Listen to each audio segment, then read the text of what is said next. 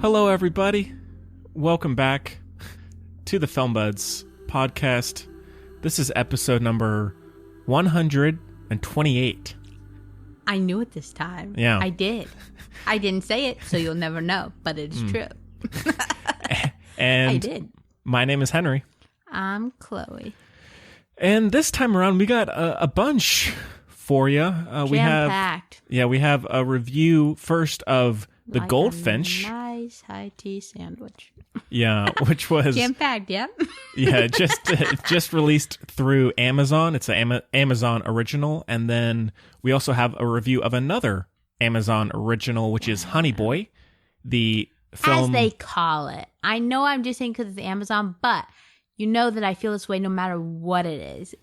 People buy it, and then they just say it's theirs. It's annoying. Because there's an actual production company. Like Netflix does the same thing with a bunch of like BBC shows.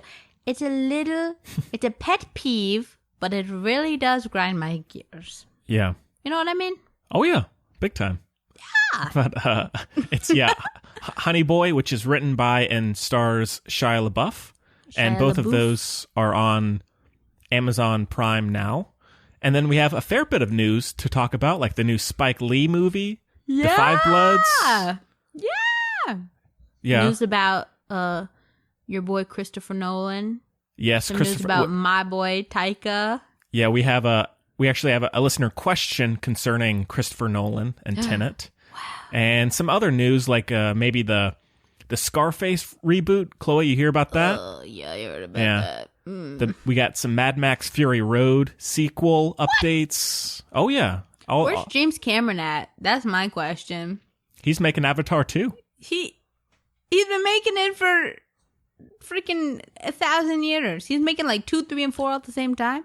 Yep. He's a disaster. I don't like him. Well, they just released a image from the production. So I mean, they're right in the middle of it. When? Well, they're not doing it now. He would. He would. No, it's not going on right now. It was from it was a still from prior, but no, it is in production. So Henry will get famous because he's gonna sue me for saying that he would be the kind who would be like, coronavirus is a hoax. Let's do this Avatar. Okay? Maybe so. But we're gonna get famous because he's gonna sue us because he's also the type who would have like Google alert people. Like he'd have like 5 people whose only job is to like, find him at every single place on the internet. Like the most boring version of Where in the World is Carmen Sandiego. Sure. I could see that for sure. But shout out to us for getting noticed, famous off of it. So we tricked you, James Cameron. Yeah. Suck and it. We also have some other stuff we watched. Like James Cameron. I got around to seeing some new releases like Gretel and Hansel, The Rhythm Section, and some other films. And so thanks again for joining us. What's up? I wasn't listening. Hansel and Gretel. Gretel and Hansel. Oh, that thing? That didn't come out yet? No, it's out. I watched it. I'm lost. Oh, you watched it? Yeah. I tapped out for just a second, but you're fine. That's enough because, Henry, you crammed so much wonderful information into every single second that I'm just out of the loop now. Thank you. Was it on the string section? What's it? What was the other one you said? I said the rhythm section. Oh, the rhythm. Excuse me. Yeah. What's that? The Blake Sounds Lively. Familiar. Oh, no wonder I didn't really know what it was. Okay, let's get this this show on the boat. Okay. You got it. It's raining again as well. That might be part of it. This is like my high energy type of weather. Oh, yeah? Because I think I'm a witch. As you know, all the Schleifers pretty sure we're witches. But sure. You know that we have a lot of ESP going on in my family, especially Mama Strauss. That was confusing because of all the last names, but guess what? Over half of married couples ended divorce or something like that. So that's why. Lots of last names. That or my mom is like Leonardo DiCaprio and Catch Me If You Can, but better. Who knows? She's like 12 last names. Yeah. Anyway, Henry, what was I saying? Oh, yeah. I have no idea. I just like it. I just love a light rain. Oh, me too. You know, is there anything more pleasant, especially when you can't play sports and stuff? Yeah. You know? Because unlike James Cameron, we're responsible. He seems relatively, I mean, he's not super sweet, but he seems responsible. Henry, that was a little throwback joke about him having a production during... Oh, well, hey, that was pure speculation. I have not verified. No, Henry, we're not going to get sued if you say that it's speculative. No allegedly's here. I saw it with my own eyes. Henry, don't worry, I wore a complete hazmat suit. I snuck into your house, stole the crappy Batman drone I got you. Still have it? What'd I get it for you for? I put it back. I'm good at this. Was it Christmas? Yeah, Christmas. And then I went to the submarine where he's shooting his movie inside. Isn't he doing that? Something stupid like that? Yes. No idea. One of the Avatar movies is like underwater. That's he's the one actually coming filming it underwater. Well, yeah, I mean the image they released was like the dots that they have over for the suits. It was like that, but on water, and so it's like that is actually another layer of it. It looked pretty cool, actually. That's another layer of it. There's no reason for it not to just be animated. They're all blue people. Wow. Well, gives more of the performance a showcase because it's the actor themselves there, not just a created image. Okay, Andy Serkis. But let me finish my story because it's so exciting. So I snuck into your house. Don't worry, hazmat suit, Purell, all this stuff. Oh, no name brands, whatever, hand sanitizer. Actually, we're making our own hand sanitizer, so don't get twisted. Much less expensive, less plastic. You go for it, everybody. All right. Anyway, it's easy. Just don't drink it. Anyway. No problem. Well, I used to drink my mom's vodka sometimes by accident. Because it's just, I thought it was water, you know? Sure. Like I'm going, that's not water. It's a fun little thing. I also got electrocuted yesterday, or 2 days ago. Maybe that's why I'm off the wall. Yeah, I did. I know. And it was funny because we were just talking about electrocution. Anyway, listen, I know. But this is, I feel like we all need energy. I'm going to give you some of it, okay? Please. And I haven't had any, as you know, Henry. I've been hella narcoleptic. I don't even know what is up right now. Chloe, this is a safe space for you to do that. Thank you. Just seeing your bright, happy, shining face has given me Chloe. Energy. Wow. That, or this is like, the second wind kind of thing before you really plop. Anyway, so I snuck into your house. Don't worry, I was all covered up and everything. Don't worry. Took the drone, flew the drone under the sea, so it might not work anymore. I'm sorry about that. I said, oh, he's filming. Nobody's... James Cameron, this is not a safe situation. It's a pandemic, okay? And then I put it up. I said, crap. So I stuck the drone in some rice and then plooped it back in on the shelf. Oh, wow. And that is some detail that proves I'm telling the truth. Is it on a shelf? No. Perfect. But let me, wait. Okay. Let me get this out. Oh, you're going to say what we're talking about? All right. No. I'm just going to say a few little in-house things, as you would say. So, first of all, Music Buds, the new episode is out, and we interviewed. It's fun. Yeah, we interviewed a producer that we are friends with. Producer. Yeah. Music producer for Music Buds, but Excuse me, Henry. I'm kidding. It's worth. I know. Yes, I know. That was a joke. We interviewed a very talented music producer, and so check out episode 7 of that, and then also, before it, even though I've known him since I was a little teeny baby, Henry and I YouTubed how to pronounce his last name. Yes, and there's a video on YouTube of just that one French name that just says it over and over and over. So we got it. Yeah. And then our third show, You Don't Need Anyone, is we have 2 new episodes up about that. We talked about Mindy Kaling and Ellie Kemper, who's the star of Unbreakable Kimmy Schmidt. So check those out yet if you have not. And one more little plug. So if you haven't been to it's an electrocution pun because it's going to be a segue. Right. The filmbuds.com all of our merchandise and clothing goes to COVID-19 charities. So there's a big store link right in the middle of the main page, and we have a mailing list now. Wow! I'm surprised we didn't have one before. Yeah, and so if you as you go to thefilmbuds.com, a little mailing list pop-up should appear, and you can just put it in your email, and you'll get just Make your one life email. Easy. Yeah, one email a week, just about. Unless you want more. Well, if you want to talk to Henry just about how things be going, I'm sure people can email me, but Henry's the nicest. He'll write you back. Yeah, and I won't. Well, that's all right. I don't know how. I'll send you some letters. I love that.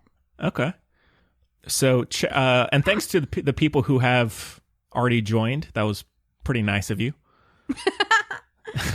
It was very nice of you to put it all together, Henry. Oh, yeah, no problem. Well, continue, Chloe.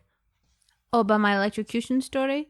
Yes. Okay, so I got electrocuted, but that's not really the story. The story is a couple hours prior to the electrocution, and there's zero, not correlation. There's zero causation here. It's just a happenstance, coincidence, right? A couple hours prior, my dad was telling me that in you knew it was going to be about my dad. In college, he was in college. Oh God, I'm going to screw it up. In like the super late 60s, early 70s, I'm pretty sure. I don't feel like doing the math, but I think that, it'd be, I don't care. Anyway, around that time, okay, right? It's like, lava lamps and everything like that, right? No offense, Henry, you have a lava lamp, but it looks very good in your room, okay? It's been there as the LaCroix cans still are. It's been there since, I don't know.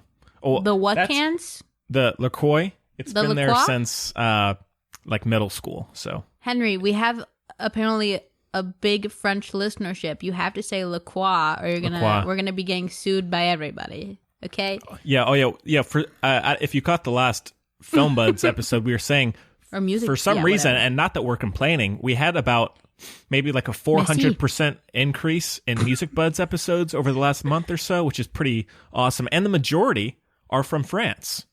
Merci beaucoup. Yeah. So thank you for that. Wow. But go ahead, Chloe. Okay. Go ahead. So he was in college, and it was like that time, And so he went to Woodstock and stuff. Like it was that time, okay. And he had like a tapestry on the ceiling or whatever, right? But the rest of the room, Henry. I'm sorry, I'm not kidding here. The rest of the room, like all the wall, he was doing some DIY before it was cool, okay? All the walls and like a bunch of the furniture that didn't need to, Oh yeah. Stationary furniture, as it were. Stuff that didn't need to open and close, I guess. Actually, God knows with him. But anyway, completely covered in tinfoil. Classic. As decoration. That's not a joke. I believe you. All the wall. And I don't remember what it was, but it was like, they were like, yeah, this is sick. Like, good job, us. Except, yeah. And then my dad... I'm so sorry. My dad, and I just found the story out. My dad, he told me what it was, but I can't remember. Went to plug something in through the tinfoil. Like, through it, like, you know what I mean? Oh, yeah. The socket was covered by tinfoil. He went to plug something in, and he flew across the room. Jeez.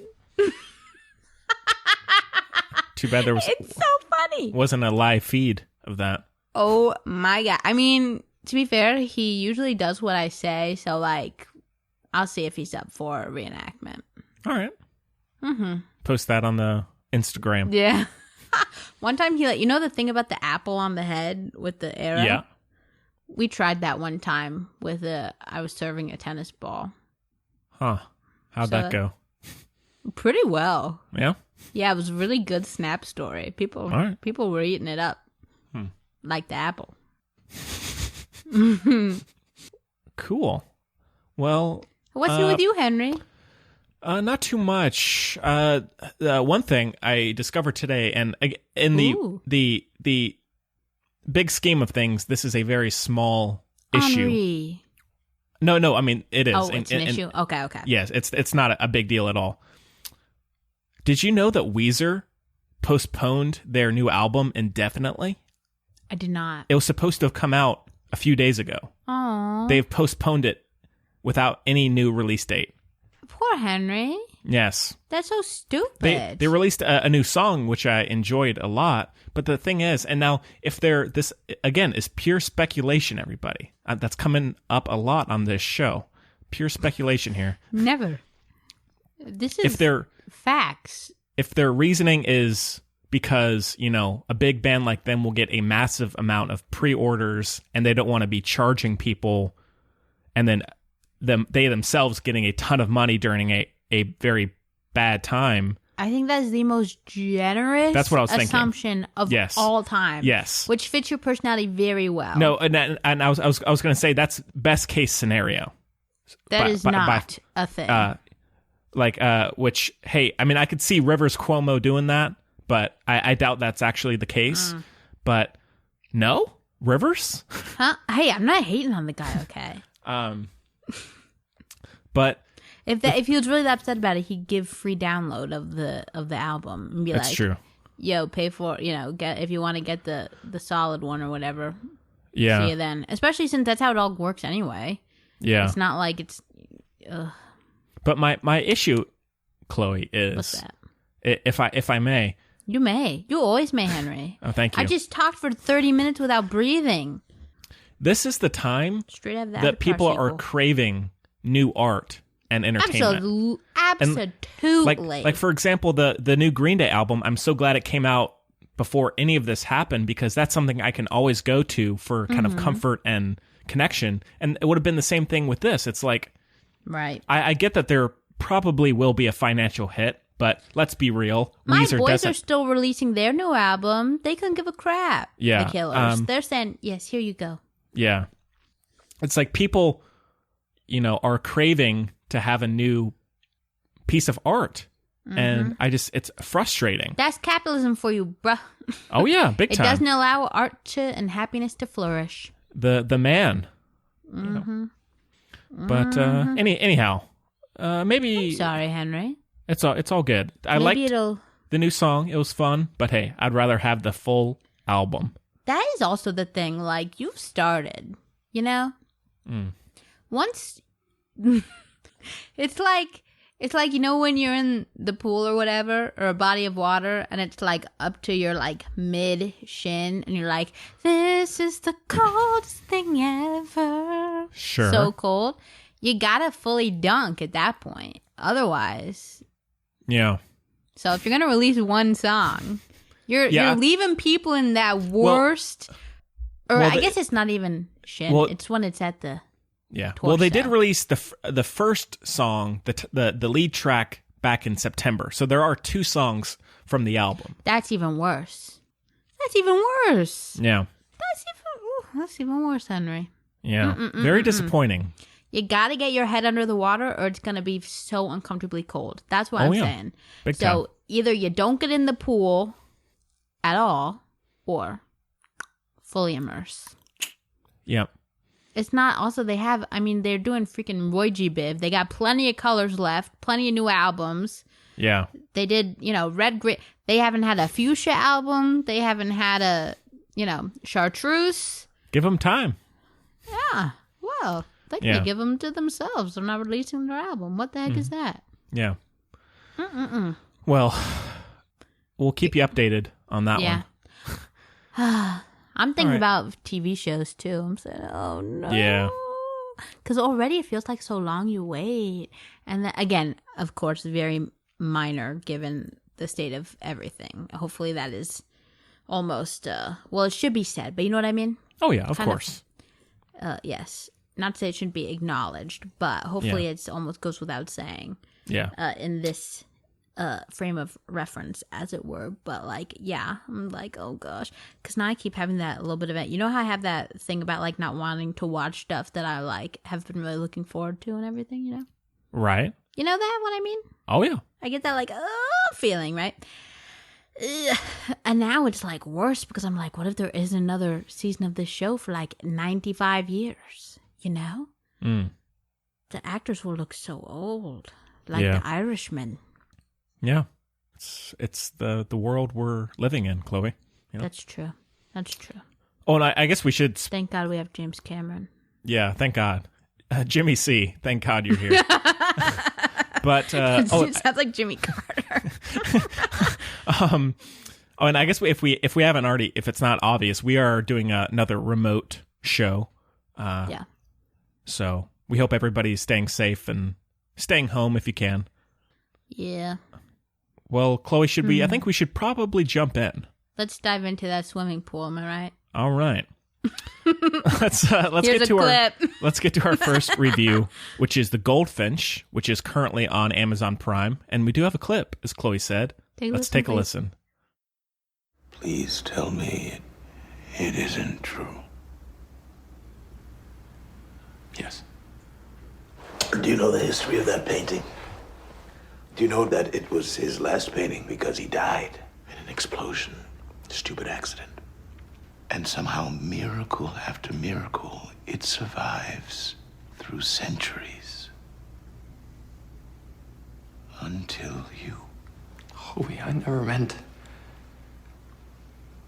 I didn't know what it was at first. I was just trying to keep it safe. It wasn't yours to keep! The Goldfinch came out in September of last year and is now on Amazon, as we said. It's directed by John Crowley and stars Ansel Elgort, Nicole Kidman, Jeffrey Wright, Luke Wilson, Sarah Paulson, Finn Wolfhard, Oaks Fegley, Nailed it. Willa Fitzgerald, and some others. There was some red Luke Wilson. Did you say that? Yeah. Sarah Paulson, I wasn't listening again. I'm so sorry. It's okay. My cat came in. Oh, you're good. And the synopsis is, a boy in New York is taken in by a wealthy Upper East Side family after his mother is killed in a bombing at the Metropolitan Museum of Art. Yeah. So I saw this one, I think, back when it came out on VOD, maybe back in January. Yeah, you watched it quick after. Yeah, I was curious, and I rewatched it for this. But Chloe, you have read the book. Yes. So do you want to start off? I'm pissed. Now, one thing we should say, this is done by the director of Brooklyn. I know. What the heck is that about? And shot by Roger Deakins. Come on. Why'd you? Oh my God. That's like, it's like, what you just told me is like, what they say, the cherry on top of the, not the tree. What the heck are you talking about? Like the icing on the cake. And it's like, but you can't eat any of it. You know what I mean? So the cake, what's your favorite flavor of cake? Normal? What was that weird thing you said? Yes, normal. Normal flavor of cake. Which, hey, I stand by. You're so, this is so weird. And like you said, your favorite smell was ice cream. You're just a weird boy, okay? Thank you. Anyway, but, you know what I mean? Oh, yeah. It's like a cake without any embellishment is like, could still be yummy, right? But then you have all the, beautification and the nice little, what's that? I want to say gouache. It's not gouache. What's that called? Whatever. The chocolate stuff. The bake-off people know what I'm talking about. When the chocolate gets all mirrory, whatever. But then you cover it in resin. So it's like, it looks even better. And it's like, oh, you can't eat any of it. Ganache. Okay. Basically, I'm upset. Yeah. Cool. Call me Drake. Yeah. You didn't get that reference. And that's why I love you. It makes sense.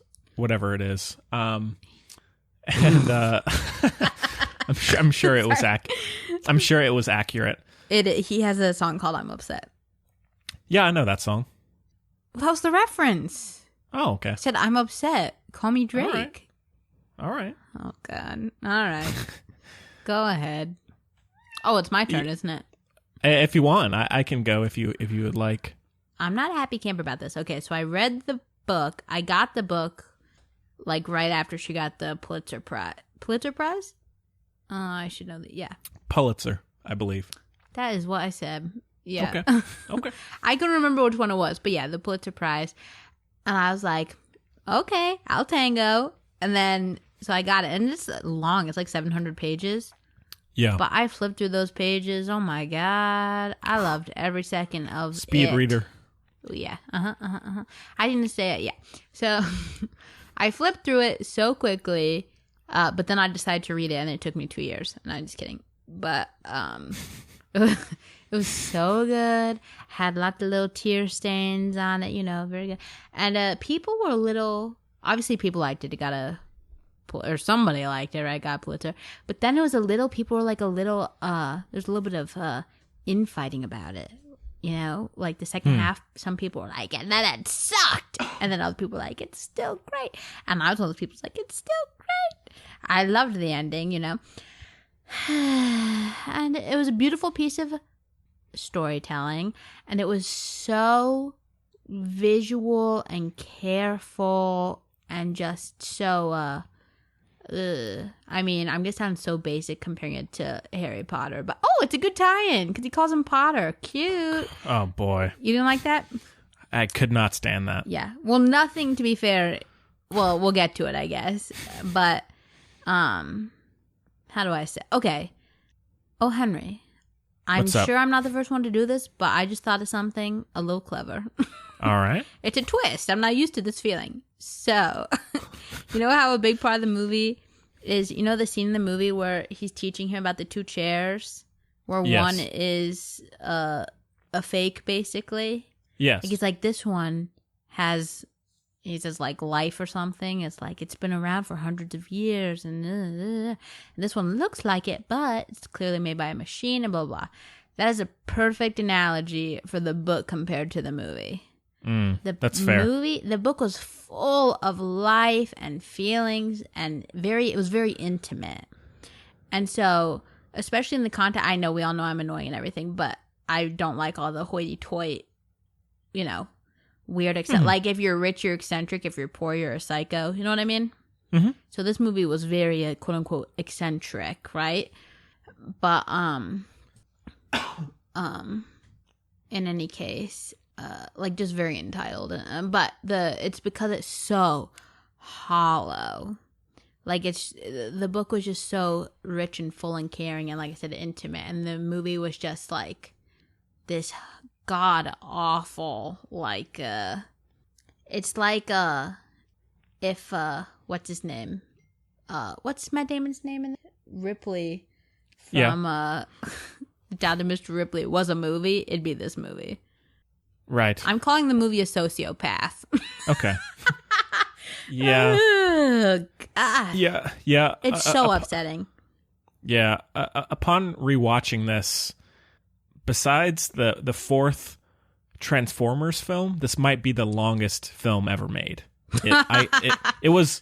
Yeah. It became almost unwatchable because of how it's not cathartic or anything. Like we can sit through a long, sad movie. Beast of No Nation, fine. And I think when I talked about it a while back, I said that it was trying to say so much, but said absolutely nothing. Yeah. And that was even more so on the rewatch. It treats everything so preciously. Like the pacing is so sluggish, and it spins. And while I completely can see how it would work in the book, there are so many sequences that go on endlessly, and I feel like they have no real payoff. Yeah. Well, the book isn't like that. So they also mess around with like time and stuff a bunch in this. Like that's another thing. They sell out. Did I interrupt you too much? No, go ahead. They like sell out the story and the character. There's like no integrity because they're looking for almost like shortcuts, like the easy, like cutting corners, like or maybe that's not even the right way to do it. Maybe they just like low-key missed the whole point of the book. Like the story. These two actually go together really well, Henry. The Goldfinch and Honey Boy are like about childhood trauma and how that manifests and addiction and everything. That was all planned. You planned it, yeah. I did, yes. It actually happened to be the perfect, and the juxtaposition between classes and everything and not knowing. So, wow, Henry, you killed it as always. Thank you so much, everyone. This is like clocking the walls all over again. Yes. But they fit really well because it's, about, like I said, trauma and everything. and they just apparently that's not that's too lackluster or something, so they try to make huge big mysteries that aren't actually there. And it's so offensive. It's so offensive. Like the book opens with a very in-depth kind of, not in-depth, but a very detailed walk through the Met and everything, to my recollection. That's definitely in the beginning, but I read it when it came out, which was a while ago. And it's not much the kind of book for a quick reread. But again, that'd be really easy to do, not to be, like that. Like, oh, it's so easy, even though you've never, you know what I mean? Yeah. Yeah. But, it wouldn't take nearly as long to have a shot walking through the Met with the little boy talking to his mom as it would to have it described in a book. Like, you have a lot more tools there, It's the beauty of visual storytelling. Yeah, you don't have to work so hard to immerse. So, but they tried to make her they didn't show her. I'm so over that. Just showing the back of someone's head until the end of the movie. He knows what his mom looks like. How are we? We can't empathize with this kid. And then he's like, does he not know what his mom looks like? What the heck is this? It's so dumb. You know what I mean? They just totally don't get the whole point of the book or any of it, and they just make it some weird kind of a choppy. It's like if Michael Bay did Hamlet, It probably, give me that movie, Michael. But you know what I mean? That is truly how it felt. It was so. Ugh. God, it was so rough. And again, it's worse because they had so much to work with. You know what I mean? It's not oh shoot, what's that movie with Brad Pitt that we saw recently? Ad Astra? Yeah. Ad Astra was empty just because it was empty, I guess. It wasn't, how do I say? Basically, they had it all. They had the toolbox, and they're like, oh, I'll just take one screwdriver. I'm sure it'll be enough. You know what I mean? Bring the toolbox. Come on. Yeah. Oh, my God. So it was super annoying. Also, it kind of goes together. I'm about to get super even more college essay for a minute, okay? All right. But, it goes together super well, as things tend to do, if you ask me. It aligns that the movie is so... I forgot what I was saying, and that's okay. We'll get there. Gotta be honest with you here. Okay. The fact that they thought that they... Because, again, it's over 700 pages. Very, not dense, but, thick. Rich? Yeah, rich. Thank you, Henri. Very rich, right? And the fact that they, took it on kind of shows you... It kind of makes sense why it wouldn't work. It's like the whole idea of the only people who want to be politicians are the ones who shouldn't. Right. You know what I mean? Mm-hmm. So, because if you ask me, Reese Witherspoon should have scooped it up, made it a series, one season on something, HBO, Hulu, who cares? She can do what she wants. She scooped it up, done that, because the beauty of, one of the, I love an Odyssey, Henry. We've been through this. We've been through it. And, he goes from place to place as he grows and everything, and he meets people and stuff. But again, they try to make it some weird jigsaw puzzle mystery nonsense, okay? It ain't like that. No. And so it would have been really cool, almost like if Series of Unfortunate Events was old enough to buy cigarettes. Not that anyone should. Don't smoke. But that's what the Goldfinch should have been turned into. You know what I mean? I agree. Yeah. Don't get me started on Ansel Elgort. Dear God. Yeah, this is his voiceovers. Can you do any less? Can you be any less effortful, please? Yeah, if there was ever a movie that I would actually ask to be a miniseries, it would be this. 100%. I normally would not ask that, but Like HBO could do good work. Exactly. With this, and there's so much to it. And again, it's so hollow because like the relationship between in the movie for context between Ansel Elgort and Nicole Kidman, it works because they are kindred spirits. Like they do see the beauty in the art, just like his mom did, like all that stuff. But it feels so fake because there's nothing there. They don't give it any time. And again, it felt like a slog as opposed to you can really dive in and feel the, whatever beauty in it without it being a slog if it's just done with like heart. Again, like cutting corners doesn't work unless it's gym class, in which case I done did that. But you take my point. But if they catch you, 10 push-ups. Well, yeah, and also I never did the push-ups. Right. I got to drive a golf cart around for most of my gym class experience. Nice. That was no joke. I was doing it. I was in the heart of it. I was going for it. That was the class I looked most forward to, actually. Oh, gym? Back, at least in middle school. Oh, well, I couldn't do gym in middle school because I was on crutches the whole time. Oh, well. My legs didn't work. That's fair. Yeah. Well, one of them didn't work. Well, one's enough. Yeah, 50% is enough. Yeah. Anyhow, I did a lot of cup stacking. Oh yeah, gets old. That was the big thing at the time. Anyways, while of course I would never ever insult him because the movie looks amazing. Roger Deakins shoots the heck out of it. I cannot fathom why he decided to get involved with this because I think he might have read the book. I'm sure he's read a lot of books. He seems very studious. No, but I mean, he probably could see the.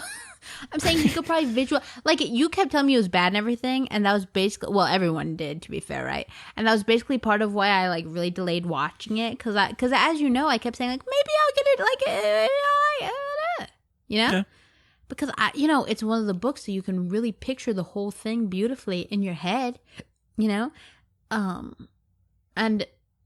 that was the only part I liked about the movie was like the beginning being set in New York. So it was like, oh yeah, I can like feel that breeze and smell that air because like I've been there and like I used to, well I still do, but especially when I was little, like loved going to the Met with my family and everything, like that kind of thing. So that was about it. But you can get that in your head too. So I'm just saying maybe the Deacon Meister saw all the potential, Yeah, I can see that for sure.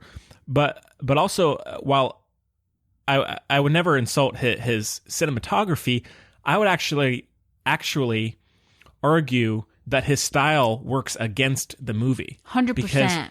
Because his shots are these deep focus, very vivid, kind of dreamy too. Dreamy shots, and it gives a preciousness to it that it doesn't earn or really need. It could be shot more plainly, and would have been a lot better. Maybe be slightly better because it's like every shot is like, oh my God, this is the most beautiful thing I've ever seen. And so it's like you're just putting more weight into it that shouldn't be there or is not earned. The subject matter. Yeah. Yeah. Again, it's like the whole idea of what was that stupid thing Lana Del Rey said where she was like, oh yeah, I'd love 27 or something like that. Like something stupid. You know what I mean? My point is, all the kind of like, I guess I can talk more about it later, but basically the best way to put it, at the moment for me is like the reasons, spoiler alert, Honey Boy works so well for me anyways, because it's all really genuine and they're not trying and they're not fussing. But they're also, and they're not like glamorizing or, and thereby disrespecting what they're showing. You know what I mean? Yeah. But he like, it's like the movie is shot like it's No Country for Old Men. Like it's not. It's like the stories are so different that it's like this kind of story doesn't need that feel. Like it can be done. It doesn't more deserve. It shouldn't have conservatively and work better. Absolutely. Especially a lot of people didn't like the book because to use a Yiddish word, the end bit was a little fakakta, just got a little crazy, a little out there, a little, but we all know I love me some magical realism, right? So I was kind of down. I love that kind of thing. But if you cast that over the whole thing, it don't work. And it also doesn't make sense, like, because it gets that way mostly because of his, he takes some little dips in some dirty water, okay? Mm-hmm.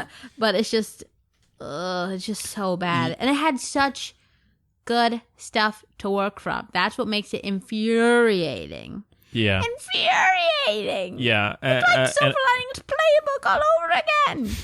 I've been burned too many times. Fair. But now, in terms of the performances, of course, Nicole Kidman, amazing.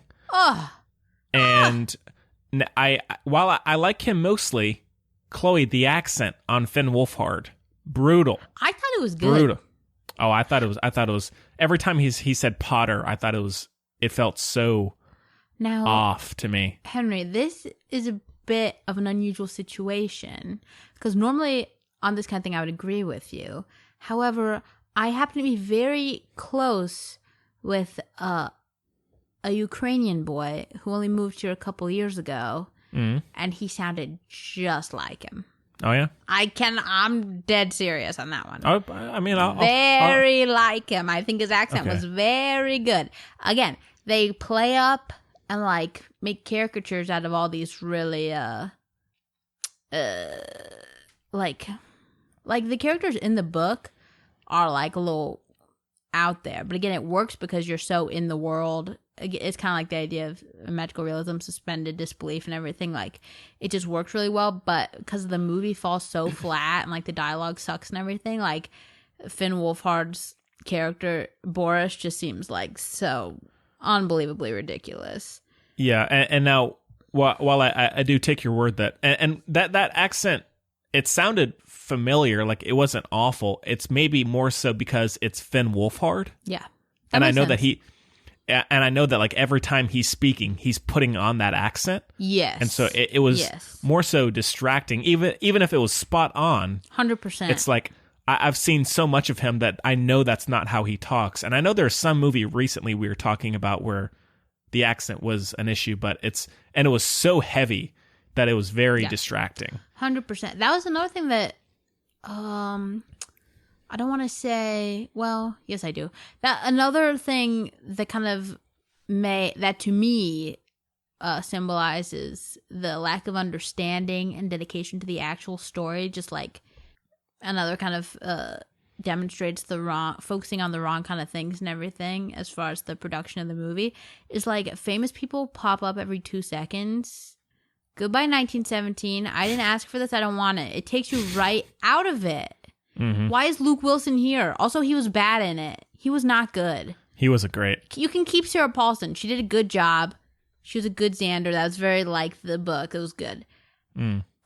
Everybody else, basically, I mean, Nicole Kidman, don't get me wrong. Let me stop you. Chloe, this may be a hot take. I actually thought Jeffrey Wright was... I thought he was great. Terrible! I thought he was close to being my favorite part of the movie. Oh, my God. I thought he was very good. He was very subdued. And I thought like all the scenes where he was talking about... He was subdued for Jeffrey Wright. That says about nothing. I mean, I thought all the scenes where he was talking to Ansel Elgort about the carpentry and wood making, I thought all of that was very interesting. And so I really enjoyed his character. It could have been done so much better. That is one of the best... That is such a good relation. That's the other... It just totally does dirty all the relationships. Like, Boris and Theo's relationship is like, in the book, is like, put it on the list of amazing relationships. The movie, definitely not. It's not there, right? And the same thing with this. It could have been so much better. It's so like juicy. It could have been so much better. Yeah, and I know I don't like him, but I don't like him for a reason. And it could have been worse. Jeffrey Wright. Why don't you like him? Jeffrey Wright? Has he done something, or do you just not like his acting? We've been over this. I think he's the worst actor. I think he's so bad. No, I was just making sure it wasn't like for something else. I was well, we disagree politically, but whatever. Yeah. Not dramatic, not enough to make me go, not be able to look at him, but I don't like him one little teeny bit. Yeah, he's very hit and miss for me, but I thought I enjoyed him a lot in this. And maybe it was more so the dynamic between the two, but I thought when it returned to him, I was like, okay, good. I'm happy to be back here, as opposed to like Luke Wilson which was so it's not a very high standard. Which was so self-serious and cliched. And it was just bad acting, to be honest with you. I hate to be a hater, but like when he was like angry, I was like, this is so bad. Yeah, I love Luke Wilson, but in this it was not great. It was horrible. And the dialogue was bad too, for the most part, except for the things they stole from the book, or didn't steal, but whatever from the. I just wish Phoebe Waller-Bridge or Reese Witherspoon helmed a miniseries. Probably Reese Witherspoon helmed a miniseries, and Donna Tartt wrote it, and it would have been freaking amazing. Yeah. And yes, Timothée Chalamet would have made a good Theo. Don't at me. I won't. Thank you. I can think of a lot of other people too, don't worry. But it also would have been one of those. I think it would have been better, and I know, even better than Timothée Chalamet, if we didn't know him yet. That's like the whole point, especially with the little boy. Little boy was probably my favorite freaking part of the movie, that kid. He was good. Yeah. Ugh, God. And then you pull in Ansel Elgort's self-satisfied nonsense. Oh, my God. Just watered down. It's just all... Ugh. Very. Yeah, very empty, as you said, and so boring. So bad, so bad, so bad. And again, they disrespect childhood trauma by like trying to like action it up, like his addiction issues. They make it again like you come into the movie and he's like, and you're like, oh, like okay, but like that, it doesn't work. You know what I mean? It just does not work. It just disrespects the whole thing. And also, they totally missed the boat on his relationship with the Goldfinch painting. By the way. And then there's this whole stupid reveal about the painting's history. But guess what? It's a real painting, and that's true. So it's not a surprise, okay? Like, even if you don't know it, it still doesn't count as a plot twist. It's just real life. That doesn't count, you know? Yeah. Oh, don't get me going. And the whole heist. They spent about 2 seconds. They ran out of freaking film on. I said, guys, get your act together. What the heck is this?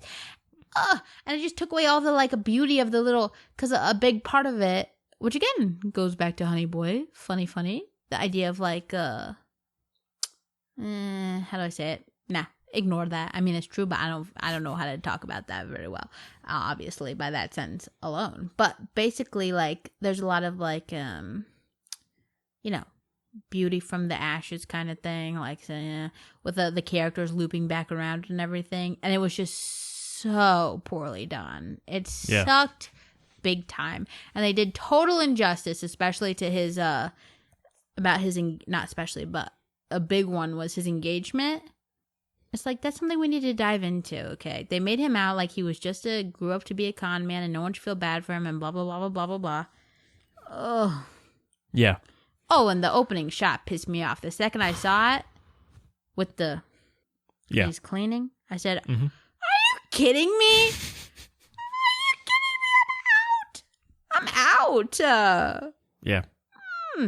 We've already talked about it, but it is 2.5 hours, which, and I can do no problem. Yeah. If it's good, like if it's Tarantino, give me 3. Especially a movie like this that's supposed to be kind of, cathartic and like almost like immersion therapy, maybe that kind of thing. But gosh darn, if it wasn't just the worst piece of crap you've ever seen in your life. It's like an Emperor's New Clothes of movies. Like, like you should just respect somebody because of their zip code kind of thing. You know what I mean? Sure. It was a real All right. Wall Street bailout of a movie, okay? Yeah, fair enough. Nicole Kidman was so good, and it She was. Oh, also Andy, little Andy. I'm obsessed with that kid. That kid was good. Oh, yeah. Get him back. He was a great Andy. Oh, Yeah. that's the whole other thing. That family had so much. Just make a mini series or go away. Come on. Ugh. All right, well, out of Amazon 5, would. it's a 1.5 for me. This is like, oh my god, I can't even. Okay, this is like when. Oh my god, I'm having so many images go through my head, but they all amount to like a beautiful piece of, like, okay. Let me boil it down for myself and for you and All for right. everybody real quick. Please. Basically, it's like if you're like, oh wow, like this is so exciting. You see, okay, so it's an auction, right? And you see, and it's online. It's an online auction, okay? All right. Okay.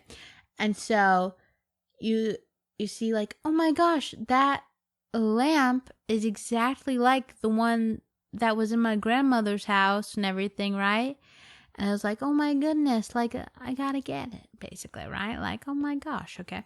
The one in your grandmother's house, where did it go? That's a great question. I'm not sure, but that's all right. So anyway, maybe that's part of it. Maybe you're like, yeah. I don't know. Slight possibility that it could be that very one, okay? Yeah. So maybe not in your grandmother's house, because it's not that close to you, okay? I take it back. It's like that lamp reminds me of the lamp in when I was growing up, the neighbor a couple houses down who was a very old, sweet lady, and she passed away when I was still very little, but she was so sweet. She was so nice to me, and she really cared about me, and you could tell she had a deep sadness, and it related to my day, okay? But then, so little, so who knows what happened to it, okay? So then you see the lamp, and it's like, that's the same lamp, and it's like, it could even be the same one, okay? Now this works better, because if it was your grandma's lamp, you would probably get it. Okay, so. Doing great. Thank you. So then you get it, and you're like, I got it! Wow. And you're like, okay? And that's the anticipation. No, you got it. I could say I was going to do anticipation or anticipatory, but eventually you're like, okay. And you get there, and you get to the place, to the auction house to pick it up, right? And they bring it out. They bring it out to you, and it looks nothing like the picture. It's just, I mean, you say, oh, right? And then you're like, is it me? Like, have I reimagined this grand thing, and like, here it is, and it's underwhelming because it's just an object. It can't encapsulate all the feelings of a memory long forgotten, and everything like that. And then you're like, well, I'll love you anyway, and you kind of pat it on the head, pack it up, great. And then you get rear-ended, and the thing breaks. Yikes. And your car.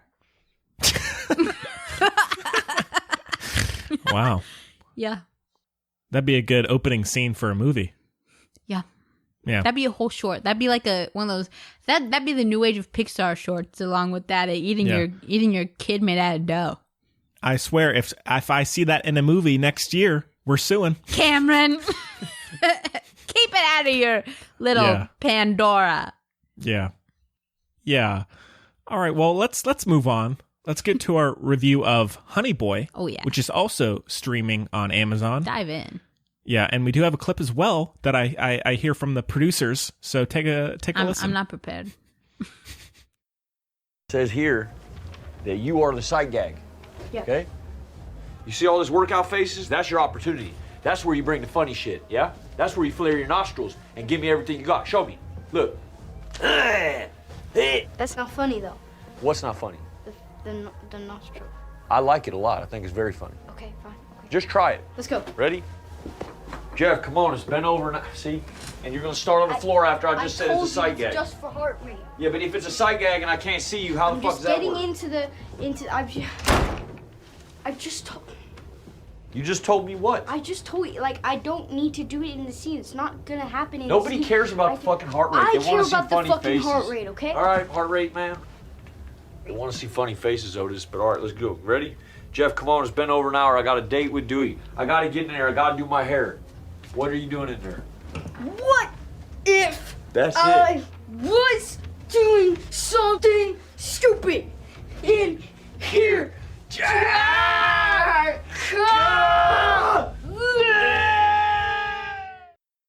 Okay, Honey Boy came out last year, I think around the same time, actually. And it's directed... You good?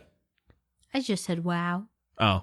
But thank you, Henry. Oh, no, it came out in November, a little bit later. But it is directed by Alma Harrell, is I think how you say it. And it's written by Shia LaBeouf. And it also stars Shia LaBeouf, Lucas Hedges, Baby Noah Jupe. Yeah, Noah Jupe, Byron Bowers, Micah Monroe for like 2 seconds. Yeah, why was she even in it? I don't know. Martin Starr. Yeah. My homeboy. Yeah. And, and Clifton Collins Jr. And the synopsis is a young actor's stormy childhood and early adult years as he struggles to reconcile with his father and deal with his mental health. Well, this is, I guess the big thing about this movie is it is semi-autobiographical about Shia LaBeouf's own childhood. And Seems like everything but the names. Yeah. And it's but he plays his own father or the father character in the film, which he didn't want to do. The director convinced him to. That makes sense. Mm-hmm. Now, as with the Goldfinch, I had seen this in theaters, but Chloe, this was the first time. I wish I saw it in theaters. Oh my gosh. Yeah, but this was a first time watch for you. Yeah, I was kind of scared of it. As we all have stuff, I said, "Oh, this might knock on some of my stuff," and I said, "I don't know," but I said, "Okay, well, Shia, I love you. I've loved him more and more and more every day I've been alive." Yeah. Especially recently, and I think he's just such an inspirational person, and you can really see it through this movie. It just represents so much about kind of like the to sound super cliche, like the way to live your best life almost, like and I just really this movie I almost don't even want to review it, Henry. First of all, it was bye, see you next week. Yeah. See ya. But first of all, it was like when I was watching it and stuff, I was like, I don't want to talk about this, and then I sing when I'm nervous. So but it speaks for itself so beautifully. It's almost difficult to, you know what I mean? Mm-hmm. It's I don't want to be the resin on that cake. You feel me? Oh yeah. But oh gosh, where to start? Well, we'll give some background. I'll ease into it with my comfort zone. You know how it is. So basically, he wrote this, or he wrote the story before he even realized that it was a screenplay, because he had as a lot of us may recall, Shia LaBeouf had a couple really rough years there where he kept getting arrested for disturbing the peace and I think hitting an officer and all that stuff. So he was sentenced, I guess, as it were, to I can't remember, 7 months, just a long time in a rehabilitation facility, as they point out in the movie too. But so it was the therapy was with a lot of trauma and PTSD. A big part of, because he was diagnosed with PTSD, and a big part of it is just recalling what you went through and everything like that. And so the way he did it, was told to do, or assisted in doing so, was through writing down what happened and then acting it out, which is hashtag meta. This is like Inception. This is emotional Inception, this movie, so, which they know, it's so meta. But anyway, But then he was, he related his journey through his passions and what he knew to share what he went through, because he had processed it, but he really wanted to share it to kind of, is the kind of empathetic storytelling. I'm super obnoxious about like which stories I think are worthy of telling and everything like that. And like, this is what I mean. Like, this is, and why I'm so, kind of like annoyingly insistent and sometimes like hypocritically insistent on, the idea of getting like many, many, many more voices in Hollywood and the world of storytelling, just because, right. Like, this is his story. It's like J.D. Salinger or what's her name? Oh, sorry, lady. Harper Lee.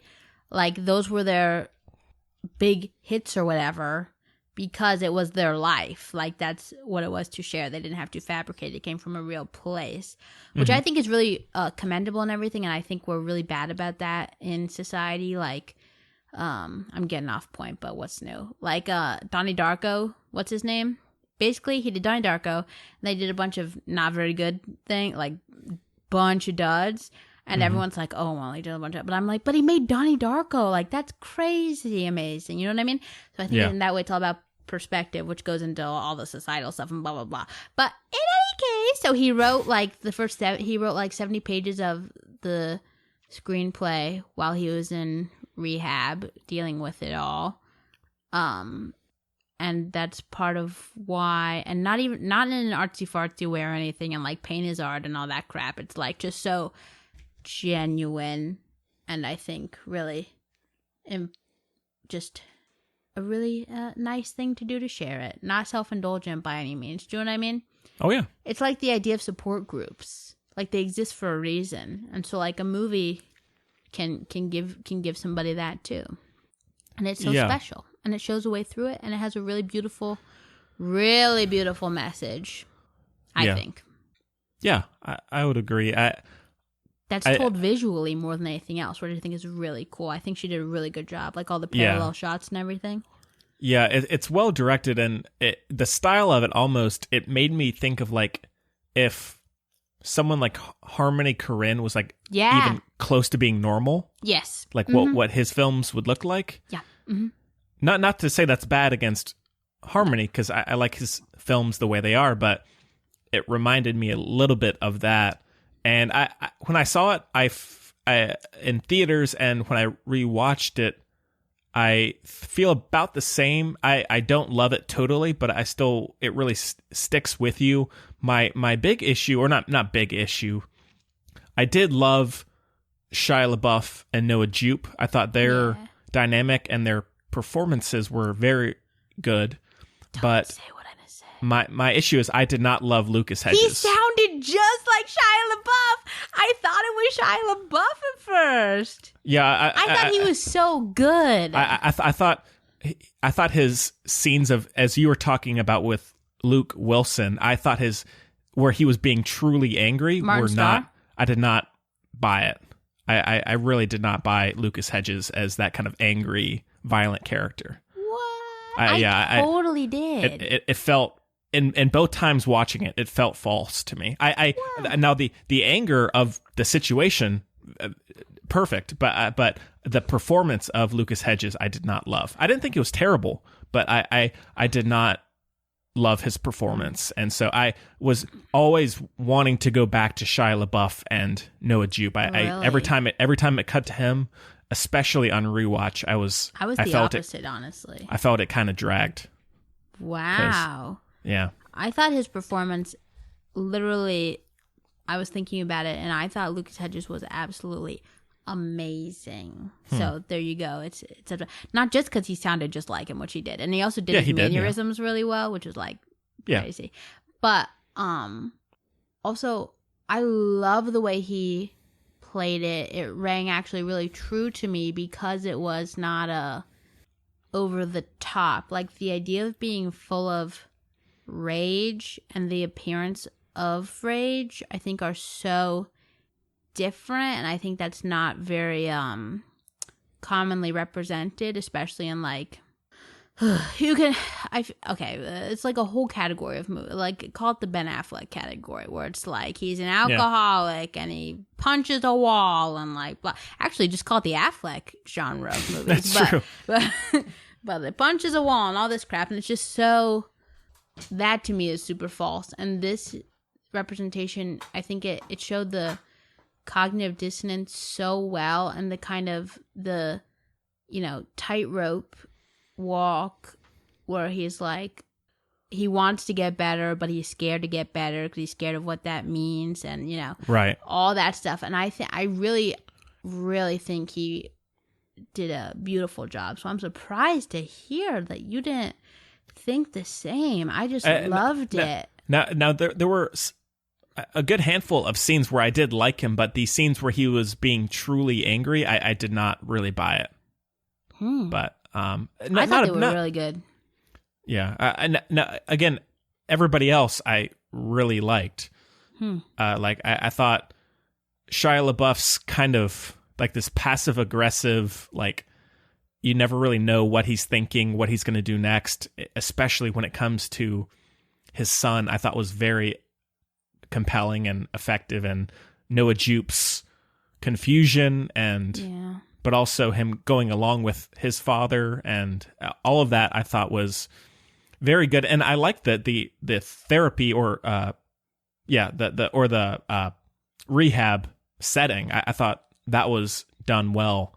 It's just that the performance didn't totally win for me, but that's okay. It's not a big deal. My favorite scenes actually were the ones between Lucas Hedges and Martin Starr. Like I would have watched that as a whole movie. Yeah, fair. I thought those were so good. And I thought he was really good, especially because like I think it's at least kind of, I've seen it, I guess, where like the idea of dealing with trauma, it's like it and everything, and especially Shia or what's his name, Otis.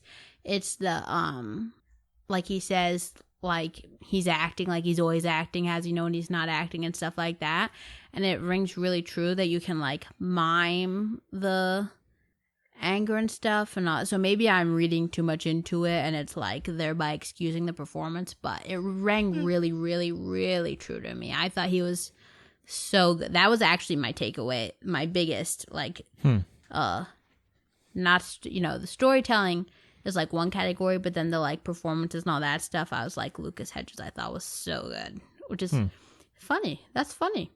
Yeah. Well, we both pointed him out. Like, he was both of our point outs for different things. So, there you are. There you go. There you go. But it is just a really cool, contained, pretty dark story. I think going into it, the first time, I was surprised as to how heavy it gets. Not in a bad way. It really deals with some pretty dark material, but done, as we've said, very, very well. Yeah. It's funny. It doesn't feel that dark to me. I guess it's like always just what you bring to the seat with you. Like Beast of No Nation to me is like so dark, and this was a little more like, not to be or anything, but it was like this was very like realistic and like relatable, and not kind of like how the movie looks at it. I think like it's not a judgment one way or the other or anything like that. It's just like, oh, this is what is, and that's like why they're looking at it, kind of thing. Yeah, I mean, it's not as dark as something like that. It's not like misery porn or something, but like in terms of just I think just expectations of going into it, even by the trailer, I thought it was different, but not. I knew it was gonna be that's why I was so trepidatious. I knew exactly what it was gonna be, and I said, yeah. And then it has this whole other weird layer because like I recognized stuff in it. Like it's so weird, and that's kind of like just how life works. Like it's neither here nor there, I guess. But as far as in this time and place, and for me, like where. In the whole realm of, decades, I'm making no sense. I know that. But basically, I grew up watching Even Steven. So I happened to be in that relatively confined or relatively small pool of people who may have gotten the extra layer from the movie. So like in that way too, I just really appreciated that he kind of, he was kind of forced to share himself with the world for a long time. And I just appreciate that he nominated to do it further and in such an honest way. Like the like nostril flaring scene, and like there were just so many references. I was like, oh my God, that's a reference to this and that's a reference to that. That's wild. Yeah. Like it's, yeah, he definitely, I mean, there was a lot of care in it too, and all those like little movie, I don't want to say, and they're not Easter eggs because they were his life. Like they were things that were really, that he clearly, remembered and were moments for him. And even like stuff from the show, like he used to, like on Even Stevens, he used to like get, filthy all the time because he was like the comic relief or whatever. Like I remember one time he was like literally in like a vat of melted chocolate and he was just covered in this stuff. And the movie does a good job. It's not being like, oh, woe is me. Like so many of them, it's not like that at all. Especially, Henry, we might disagree on this one a little bit, but like all the like Marilyn Monroe movies and stuff where it's like, again, that kind of like Lana Del Rey, like I want to die, like they make it like all dreamy and wistful. It's like, oh, poor. But like she's not even telling it, you know what I mean? It's like very different feeling. It's so grounded. Yeah. And it's not luxuriating in the pain by any means. No. You know what I mean? And I love the agree. line. Sorry. No, I'm no, just go going ahead. on and on.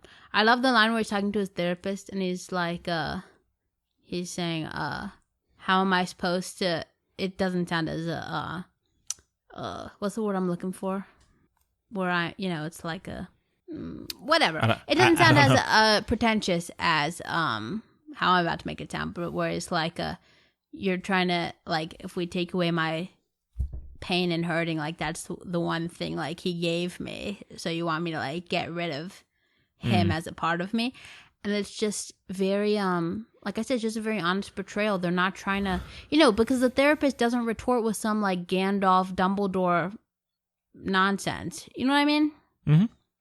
Yeah. And talking about the kind of woe is me trope, I do like how like when Noah Jupe is on set and his father comes in, is like, you the director, you agreed to doing 2 hours of filming, but it's gone over, and so he's getting tired, or he's missing school or whatever it was. It's like, it was yes, cool. he is this young star, but at the same time he is still just a kid, and it, like that kind of thing can have an effect. And so that realism was very effective, because it was like, okay, yes, he is in this very top position in Hollywood as just a little kid, but it's still like, apparently, he was still living in a motel. Yeah, it was on like exactly. the most successful show. Like that's still like the show of like my friends in my like childhood. Yeah, like you remember. I haven't seen them in forever, but like you remember Lewis, and which is Shia LaBeouf's character, especially. Then like Beans and all that crap. Like it's very memorable. Yeah. Yeah. So all that I really liked. Oh, I liked it. Basically everything about it. I mean, obviously it's so sad, but even it shows you, it's the whole idea of like art imitates life. I mean, obviously, like I said, hella meta. That would be my review or whatever, on the poster it'll say hella meta, Chloe Strauss. Yeah. And they'll say whomst? And then they'll say the one who was sued by James Cameron. Yeah. Edgy. It's a long tagline, but yeah. What? all right. Anyway, Oh no, go ahead. I was going to say, the two biggest things that I definitely want to say about it. One, the filmmaking. What I was going to say. Sorry about the life. Three things, Henry. I'll cut it off of that. But the life imitating art imitating, that whole thing, like, is crazy. Like his dad was like a rodeo clown. It is wild how well that works, and it shows you so much, and the whole like juggling. Because I remember he used to juggle in the because I wanted to juggle because like Lewis juggled, and it's like they incorporated that because his dad like way over the top, made him like be very good at juggling, which he then used as a stress management, which is so fascinating to think about, you know what I mean? And again, like very relatable, the kind of deep-seated stuff. But the reason it works so well, which is my second point, I guess, the reason it works so well, again, it's true life, so I'm not like judging his life, but as a story, it works so well because he's telling the honesty of, again, the kind of messiness of life, and he really demonstrates very well the value in coming to terms and kind of I think moving on is like really overused as a term. He accepts what was and what is and what happens, and he kind of can release a lot of the pain, and like he like hadn't talked to get real again. Shia LaBeouf like I guess hadn't talked to his dad in like 7 years or something until the movie came out. Now the relationship is quite good, but you know, again, it wasn't just because the movie came out that it was, you know, it came out like they started filming it like a month or 2 months after he got out of rehab. So of course the time lines up for that reason. But it's the whole idea that you can, you know, he still made the movie where his, you know, it shows his dad's abuse of him, but also they're close now, or, you know, have a better relationship now, which is really important and interesting. And I think something the movie demonstrates, or, you know, shows so well, because it's, I think that's just a really important and beautiful theme, you know, forgiveness and understanding, and but still trying to be better. And it also the other theme, to me, that's really big is the oh shoot, what's that called?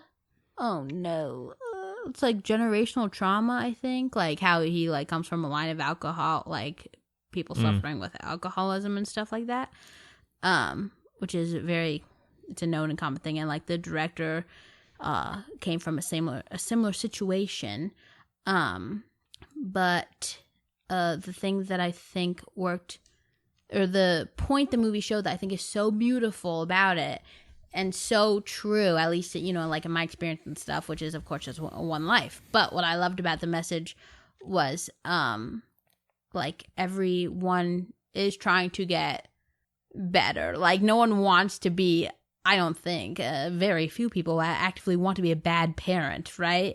It's because of all the stuff they've dealt with, and every time it gets a little bit better, I think. Like it's a long haul, but for instance, it would seem that Shia LaBeouf has kind of finally broken the cycle in his, you know, because he's dealt with all of the pain and the trauma and kind of accepted it in more of a healthy way. And I hope that sticks for his sake, because it's a lot to deal with. But I think it's just again, very meta, but I think a really beautiful message of the movie. And the movie also shows it really well, which is like the last thing I want to talk about for 20 years is the, again, the like visuals and the direction, because there's a tons of parallels. They do such a good job. Even compared to the Goldfinch, the storytelling in terms of trauma is so vastly different, you know? And again, it's a lot of the same things, like drug abuse and everything from a young age, and violent, you know, domestic violence and all that stuff, and negligence and all that stuff. But I think that was so well done, because you bounce back and forth without, you know, it's not over the top, but like, you know, they show him, you know, they show little Otis, you know, like out in the woods, kind of like yelling, you know, kind of as if he's like, but with a little more naivety and like the king of the world or whatever at that moment kind of thing. And then they show him when he's older trying to yell in the woods and that kind of thing, which isn't the best example, but it's like tons of them, like it's jam packed. The most like visceral one to me was like the motorcycle driving. Yeah, I would like, agree. Oh, come on. But even like the pools and like all that stuff is just so strong, because it had so much to draw from, you know, real life, you know, which is, I think, part of what makes it such a strong movie. Yeah. but the visuals were just like the way the story was put together was just so solid. Yeah. All right. Well, out of 5. We're done? Oh, I mean, I think you covered it for me. Come on, Henry. I mean, you talked about mostly everything I was going to bring up. So. Oh no. Oh, I mean, no. I mean, do you have anything else you want to? Yeah, probably. You say something else, Henry. You say something else. I mean, yeah. Oh, how did you feel about the FK Twigs? Yes. Yeah. Oh boy, it's weird, right? Yeah. Again, I think it shows a lot of. I mean, I think there's a lot of truth in there, and that is kind of murky.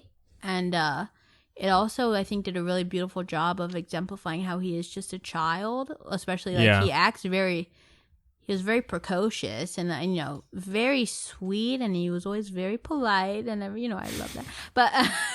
But anyway, yeah, that was definitely murky waters, super weird, and you kind of see it demonstrates innocence and how much it sums up being a child, I think, in a lot of really good ways, because Noah Jupe, or young Otis, wanted to have that interact. Like, his dad wouldn't even hold his hand, he wouldn't even touch him, right? And so it shows you how vulnerability can be kind of very easily manipulated, kind of thing. You know what I mean? And not necessarily in this case for the worse, but it's all about kind of the perception there, and then you can see how that could turn really bad really quickly. And again, it goes back to stuff his dad had dealt with, which also pays attention to his response when he sees the interaction and everything. But you also don't know her deal at all. Right. I mean, you know a little bit, but you know what I mean? Mm-hmm. So it's all really interesting. Yeah. And sad, but it comes out well. And a big part of, I think, Shia LaBeouf's, Otis, whatever, story, I will say I really appreciate that they didn't show, oh God, I'm really sad about this, because, Timothée is my life, right? But we all know I hated, what's the movie called? Beautiful Boy?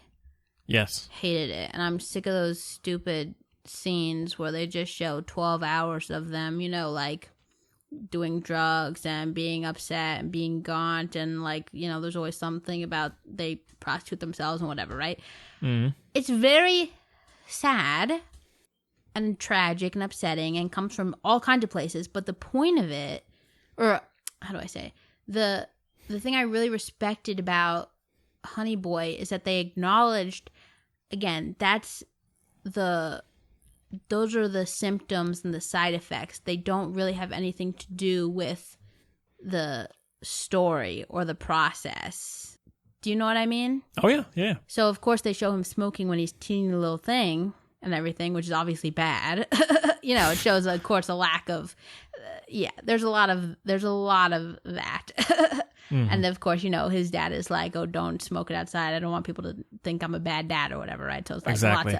lots of the confusing stuff that we all have in real life. So many confusing feelings. That's why you just have to make the best out of things.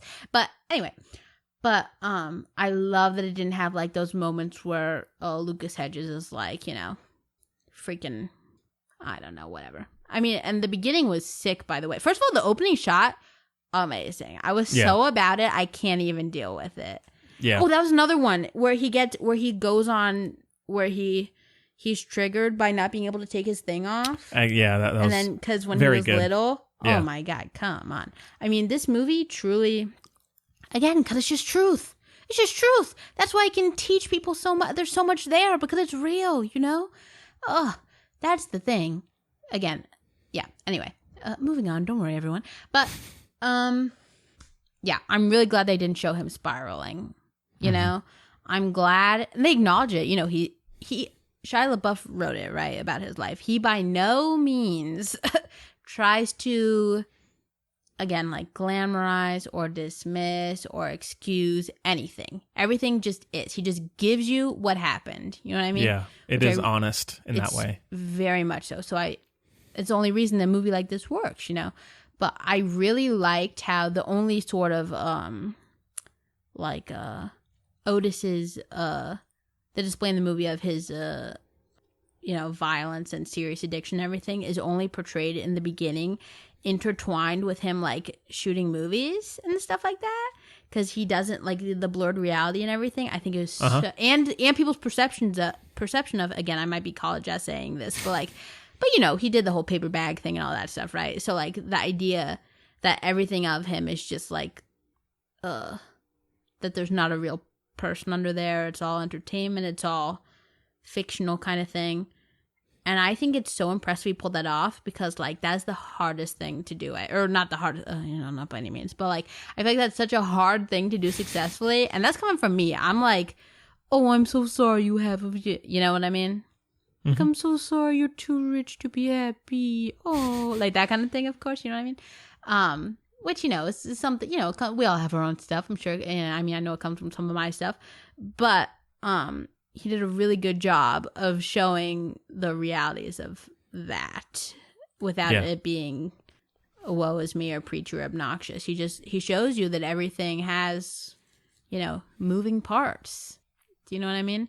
Oh, yeah. And again, especially poignant for me because I didn't really watch I watched a lot of movies and stuff, right? Even when I was little.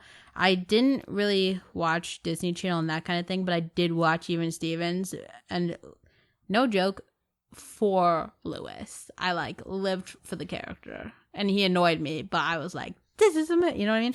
But yeah, I love me some Even Stevens. So again, it's like an interesting extra layer because like, oh dang, you were so sad at the same age that you brought me some like respite. Like that's so weird. You know what I mean? Oh yeah. Yeah. Yeah. Just watch it. Everybody, you gotta watch it. It's worth a look for sure. It's so good. It's so good. Ugh. It's so good. All right. Well, it's a heavy 4 for me. Oh yeah. Okay. Again, I'm getting a couple things. It's like a day for me. No.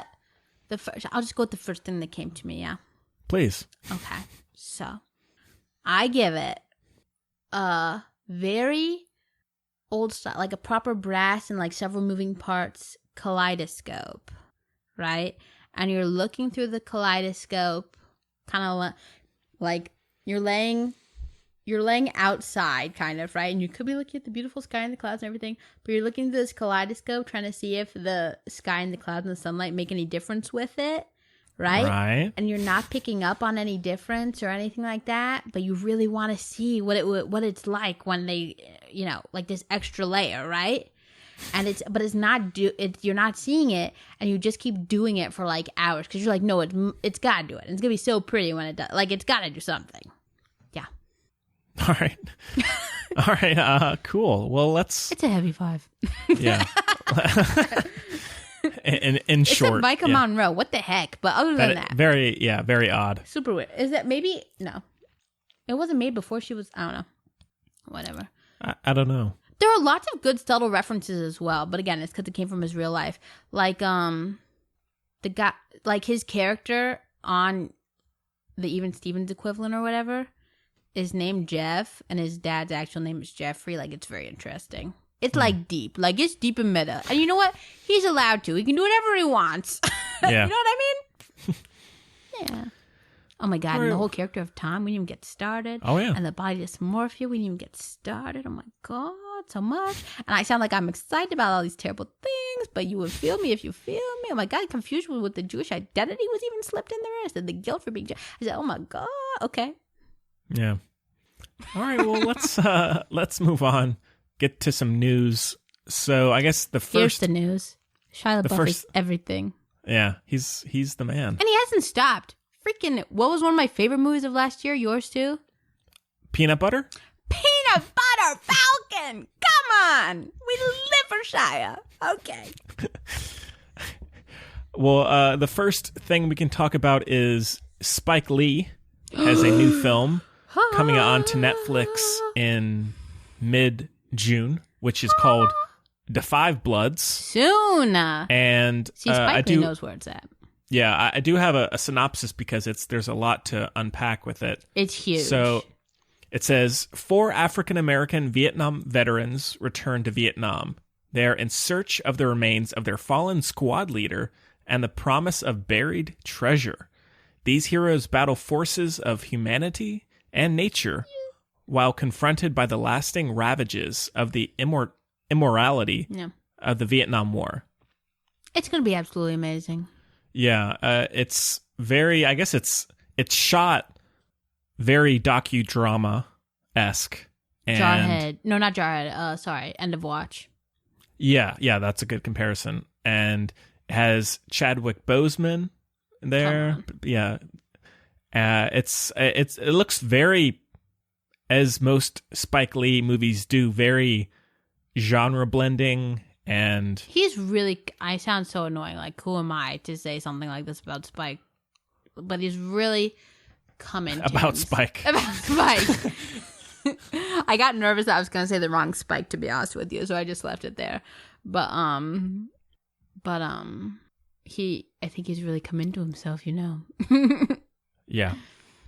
And that. I mean, Black. Yeah, it looks great. It's going to be everything. It's going to be overwhelming. It's the kind of thing where I'm like, I can't do it. You know what I mean? It's yeah. In all the right ways and all the wrong ways. That's going to be poignant AF. Oh, yeah. Big time. Poignant AF. Big time. Wow. And next we have, there has been a lot of development in it for a while, but the Scarface reboot. Just kidding. Keep it. Is officially a go. I'm hydrated. I don't want it. It was, I think, going to be done by either David Ayer or Anton Fuqua years ago, but it ended up in development hell. Oh, I wonder why. Yeah, and maybe good things do happen. Now Luca Guadagnino, who did Call Me by Her Name and the Suspiria remake, is attached to do it. And take a dip in the... Man, pools are a really big theme of this episode for me. What's that movie? With Tilda? That one. If you know, Love? you know. Thank you for knowing. No. Didn't he do the pool? A Bigger Splash. Oh, A Bigger Splash, yeah. That movie sucked. And yeah, it's not great. Kaylee's ending was way better than what happened. Yeah. And it's going to be written by the Coen Brothers. So that's a pretty interesting matchup there. Which, hey, for me, the Coen Brothers, the writing is one of my favorite parts about them. So I'm definitely in for it. But I don't really need a Scarface reboot. They're going to need to give me an airplane situation in the movie theater. I'm going to need a barf bag right in front of me. I'm going to need some oxygen. I'm going to need all the things. Yeah. I'm going to need to know where my exits are. I need the big inflatable slide. Yeah. It's a big no thank you for me. Yeah, I love the original, but it's one of those movies that I just don't feel the need for a reboot. There's nothing I need to explore more in it or anything. And so I wish they weren't doing just it. I watch wish the original, guys. You shouldn't be able to. It should be like one of those things. You shouldn't be allowed. I'm gonna sound so whatever. I don't care. You shouldn't be allowed to see it unless you've seen the original. You know what I mean? Yeah. If it ain't broke, okay. Just because something's old doesn't mean it's bad. My dad is so funny. Apparently, he dated 3 people. I just learned this too. He dated 3 in his freshman year of college. He dated 3 consecutive Debbies. Yeah, he has like weird dating OCD. And then he dated like 3 consecutive ballerinas. Wow. Yeah, he dated a lot. And then he dated this one lady who he like properly liked, who was really cool. Most of them he didn't really care about. Oh, he dated a witch who was the daughter of a Nazi. Who like an escaped, like not escaped, but like a proper, like an officer, a proper Nazi who like one of those good ones who like ran away or whatever, ended up there, and then his daughter like was a Wiccan or whatever, and dated my dad. Wow. And she was like, "Oh yeah, Daddy, suck it. I'm in love with a Jew." And my dad was like, "Huh?" Nope. Whoops. Okay, guess it's time for Debbie's. Yeah. But then there's this other lady who he properly liked, who was really cool, who like, she was like a daredevil and stuff, or she was a ballerina. I don't think she was in that ballerina group, but she was a ballerina. And then she was also, I'm sorry, Papa, I'm inevitably going to mess up something about this, but you're fine. You'll be all right. But she did that thing in like the circus or whatever, where she was in the big cage and she rode her motorcycle like all like 360 and stuff. A Ryan Gosling character. Place Beyond the Pines. Yeah. Nice. Just my dad, am I right? Yeah. What? All right. Why did I bring that up? What were we talking about? Age. Oh. Yeah. Really? Yep. Oh, all right. All right. Well, and then another piece of news. No, what movie were we just talking about? I'm so sorry. Scarface. Oh yeah, we don't want it. Keep it. And you know, my least favorite part about Call Me by Your Name, the movie, was by far the direction. So I'm not in it for Guadagnino. I'm not in it for we all know I hate the Coen Brothers. I'm sure they're nice, but I really hate them as artists. But you know, good for them. And there was a third thing I also hate, right? Or no? Was there a third fact about Scarface? I don't think so. Probably just that it's a remake of Scarface. That's a solid 3. Yeah. And then the one other piece of news. So another film that's been in development hell has been the Mad Max Fury Road sequel, or now prequel. Yes. Because even though it made a fair bit of money. It made bank. But it didn't it wasn't as big as a Marvel film or anything, but it still made quite a bit of money. Jeez. And of course it got incredible reviews. And it's my favorite film, so I hold it in very close to my heart. And now it's been announced that a prequel about Furiosa, which is Charlize Theron's character in it, is going to be the next film in the series. But it won't star her, because it's going to be an actress in her 20s, like a young version of the character. I'm out. Yeah, well, because he said that he wanted to de-age her, but he did not think the effects were up to his standards. Charlize don't need it. She don't need it. Just don't say what age she is. Put on some extra primer or whatever. See, I'm okay with that, because it's a young version of the character. No, we don't need it, Henry. I need it. We're in this whole... No, you don't. Oh, yeah. Stop being a boy. It's this whole other world. I can't wait. No, she's barely canon. It's so... No. I mean, I think it should be Charlize. Well, of course, but I'm just glad it's happening. That makes me a little irritated. I'd be so in if it was Charlize Theron. Because, like, who cares? It doesn't matter. It's not like, I mean, for God's sake, have you seen Riverdale or any of those shows? But that's not the point. Yeah. But the point is, they're like 30-year-olds playing high schoolers. This is the freaking, no one knows what's going on. There's nothing telling you what time this is. You know what I mean? Mm-hmm. But why does it matter what age she is? Yes, but we've seen a film with her at a certain point. Henry. It's not like if it was. Have you seen Monster? The woman can do things. Oh, of course. I'm not saying that she can't do it. I'm just saying she could play younger. It's also called acting. She can act younger. She can do whatever she wants. She's very Apparently talented. Not. But it's more so he wanted to de-age her and to include her, but he did not think was. It'd be unnecessary. I think it'd be unnecessary. I think it'd be pretty darn quick. Give her an arm, okay? We'll know she's younger. You know? Yeah. I mean, give her a different haircut, make her a little less, nihilistic, and we'll be there. That's all I'm saying. Yeah, I know. I mean, I agree with you. I'm still really looking forward to it, just because it's that level of that world again with. Yeah. That irritates me. I hope it works out. That's some big shoes to fill. And I'm not confident. I love to be proven wrong. Yeah. We all know I would be very happy. Again, I'm not like that. I'd be very happy if it's good. I'm just a little. Yeah. One thing I read that she talked about recently was, so the original cut of Fury Road was 3.5 hours. And she said that when she watched it, not only did she think nothing should be cut, but she thought it was one of the first times in her career where she said, this is truly something original. Oh, and poor Charlize. Yeah. I would love to see that 3.5 hour cut. I'm even surprised if it's they didn't release it, for God's sake. Why wouldn't they? They did a freaking Chrome version. Yeah, well, my guess is because of the effects they would have to Blade put Runner. in. Yeah, probably. That would be my guess, but... Yeah, that makes sense. Yeah. Other than that, again, we have a question concerning news. So, Chloe, is there anything else you want to talk about? No, I'm good. All right.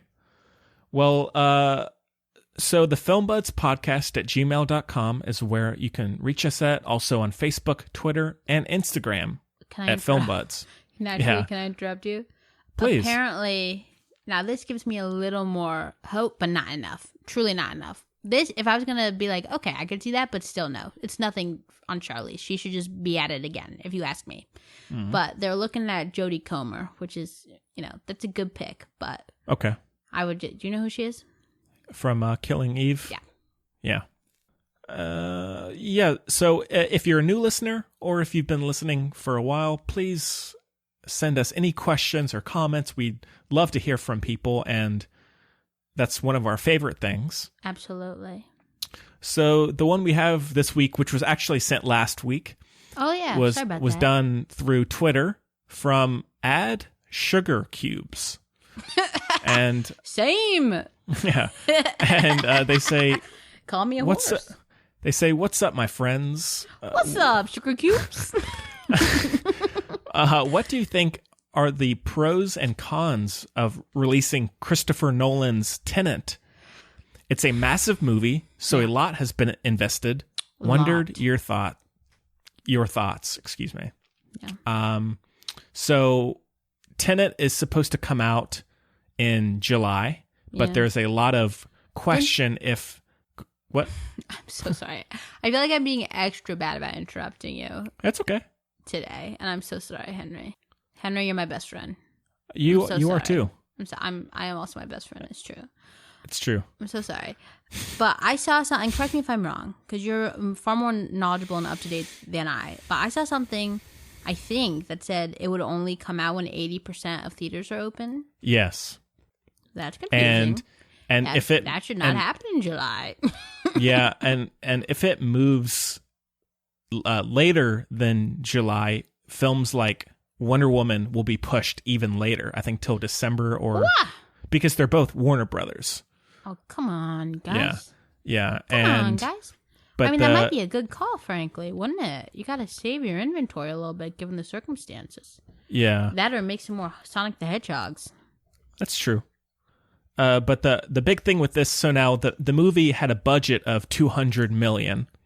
So, and it would make it back fast under normal circumstances. Yeah, and that's before marketing. So pretty much they would have to make 400 to break even. Maybe that's how Christopher Nolan argues for his budget. He says we'll make it super secret so we won't need a lot of PR. Yeah. No TV spots, nothing. We're giving you 5 seconds of Baby Washington looking through some glass, and that's it. Mm-hmm. And now the I guess the question for people is that people are thinking that if Tenet opens, that will be kind of the sign that theaters are back. And which, there's many questions there I have, but I don't have that many. Yeah. Not that I'm arguing that. Now, one thing with Christopher Nolan that I read about this whole thing, not that it was done at all. Does he have say in the process at this point? He doesn't own his movie. Well, the studio would decide when it gets released. Exactly. But the one thing I did read is that this was done a long time ago. I think it was the case with Dunkirk and with Interstellar and maybe even earlier ones. But he has a deal with that's right Warner Brothers where he makes 20% of the first dollar gross. That's which, right. Dunkirk made $500 million. At least, I think, and the lesson here is value yourself. Yeah, and he is getting a massive amount of money, and so not that it's entirely based on this, but it would probably be wise for both of them to push it back, because even if a lot of people go see it in July when it's planned to, it's not going to be as much as if they pushed it even to... They're selling 2 less tickets than they would have before. And you and I both, they're selling 4 less. You and I both would have seen it twice. Yeah. It Chapter 2 style. Yeah. Or October or December. It could still make a fair bit of money. And, of course, there's the whole safety issue, is because this is a big movie. A lot of people are going to go see it. But, Chloe... Nobody's going to see it. People who love Christopher Nolan, they ain't about that life. I guarantee you.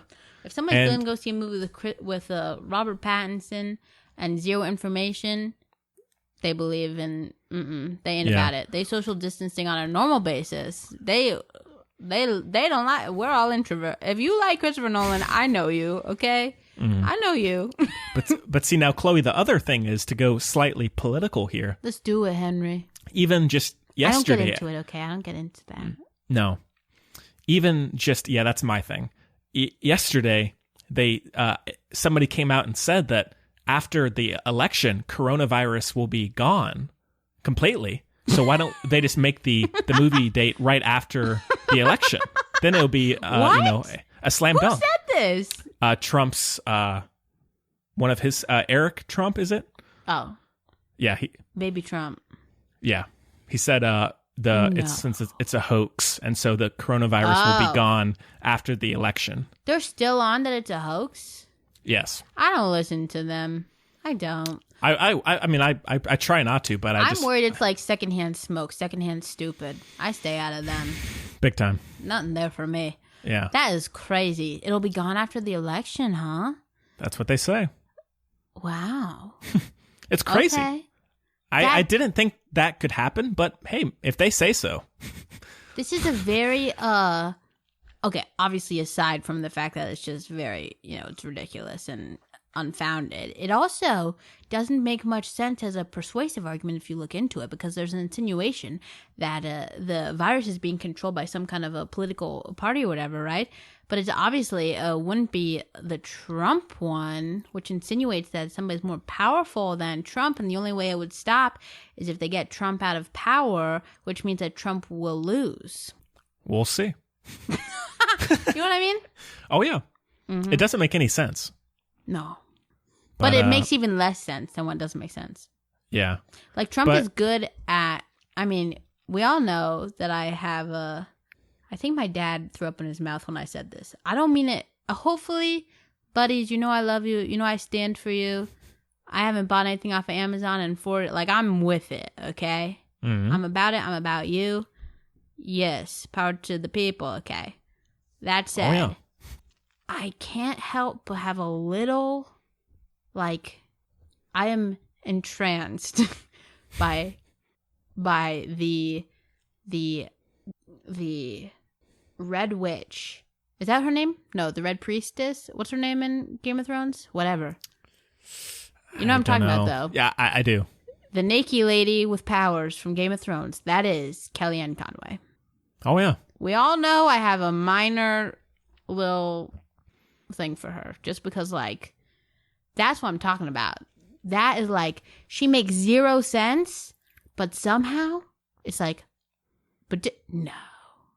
I mean, she gets me for a quarter of a second with some of her stuff, Mm-hmm. Wow. Oh yeah. Alternative facts, come on. Yeah, people make fun of it, but that is so darn clever, a stupid thing to say. Mm-hmm. Wow. Yeah, but to answer your question, sugar sorry cubes, about that, add sugar. Sorry, sugar cube. If it was up to me, I would push it back. Push it back. Push it back at least a few months. Anticipation is one of the best parts of an experience. Yeah, it's not worth it. Christopher, you're gonna get your money. Don't worry. You'll lose it if you release it too soon as well. That's true. It's just stupid. You're a good man, all right? You're a good man, Christopher. We all love you. His brother will talk sense into him. His brother freaking created Westworld. Yeah, he knows what's up. But I guess, again, the big issue is it's not his decision. Exactly. So it's up to the studio, but... It's Warner Brothers. We shall see. We shall. Yeah. I mean, it's wild, everything that's going on. Alamo Drafthouse filed for bankruptcy. Oh, yeah, I saw that. Which, by the way, doesn't mean anything if you're a corporation. Filing for bankruptcy is like putting some teeth under your pillow and getting that sweet tooth fairy money, so it doesn't matter. But that's true, Henry. Anyway, I don't disagree. Y'all need to go watch The Big Short again. Now, we need to send everybody who's buying things off of Amazon to go watch The Big Short. Oh, well, speaking it's like of the opposite of a retirement fund. Yeah, You're funding your doom. Amazon, did you hear the They're news buying there? AMC. Yeah, AMC theaters. Unreal. That's going to be something if that happens. Henry, if that happens, I don't know how I'm going to do it. I might have to fake my death and collect the insurance money. I'm buying Timberline and making sure it stays alive. Oh, yeah. The movie theater of the people. We'll start a crowdfund. Honestly, in Chapel Thrill, that would go down, I think, very well. Mm-hmm. Yep. Also, if you live in our area, this is my little soapbox moment, but it's a pretty real one. So, first of all, support the U.S. Postal Service. Thank you, and you all know it. You're all buddies, you know it. But shout out, because this is you all won't know this, probably. If you happen to live in the Chapel Hill area, I'm sorry to all the French people. Actually, you can go from anywhere. If you really want to help out Henry and my soul and the soul of the world, a little thing you can do is call the real estate management company that owns Timberline Shopping Center in Chapel Hill, which is where Timberline movie theater is, or the Regal Timberline, whatever, and also lots of local little lovely places, including Crazy Ann's Emporium, because the landlordy dude, apparently he's like this 9-year-old not 9-year-old. No, he's 9. It's Tremblay, everybody. 90-year-old billionaire who lives in Raleigh, who owns the management company that owns Timberline, right? They've been charging full rent through this entire pandemic. And they ain't quitting.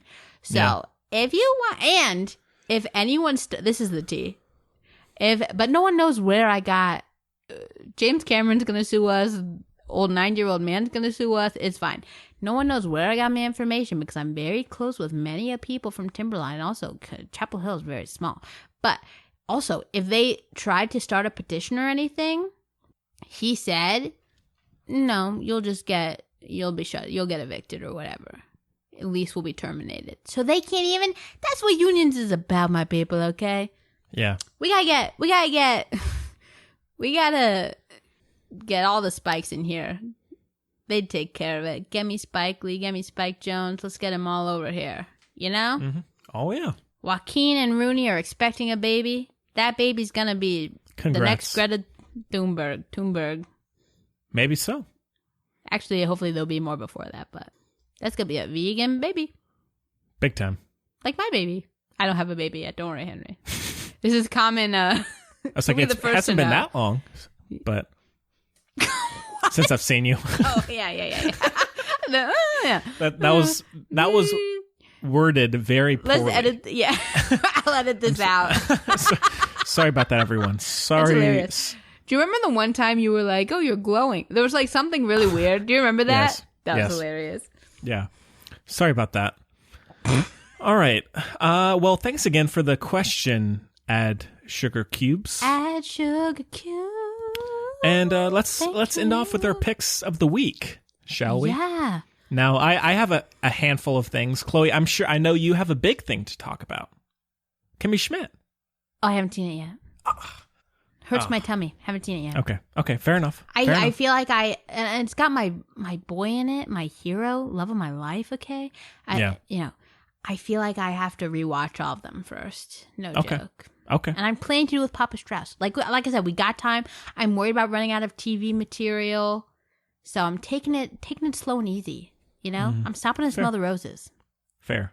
Yeah. Well, do you want to?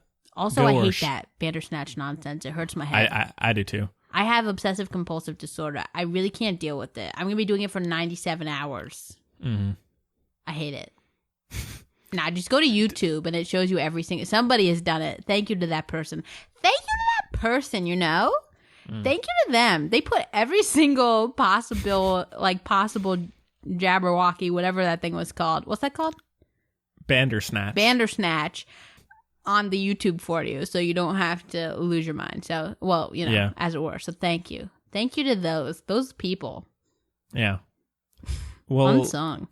Chloe, do you have anything you want to talk about, or shall I go? Maybe we can popcorn, Henry, because mine happens to be fits in quite well with our movies. Okay. Yeah, because who doesn't? We clearly haven't talked about childhood trauma enough. So I watched. It's weird to say. What's a more appropriate form of on a whim? I don't know.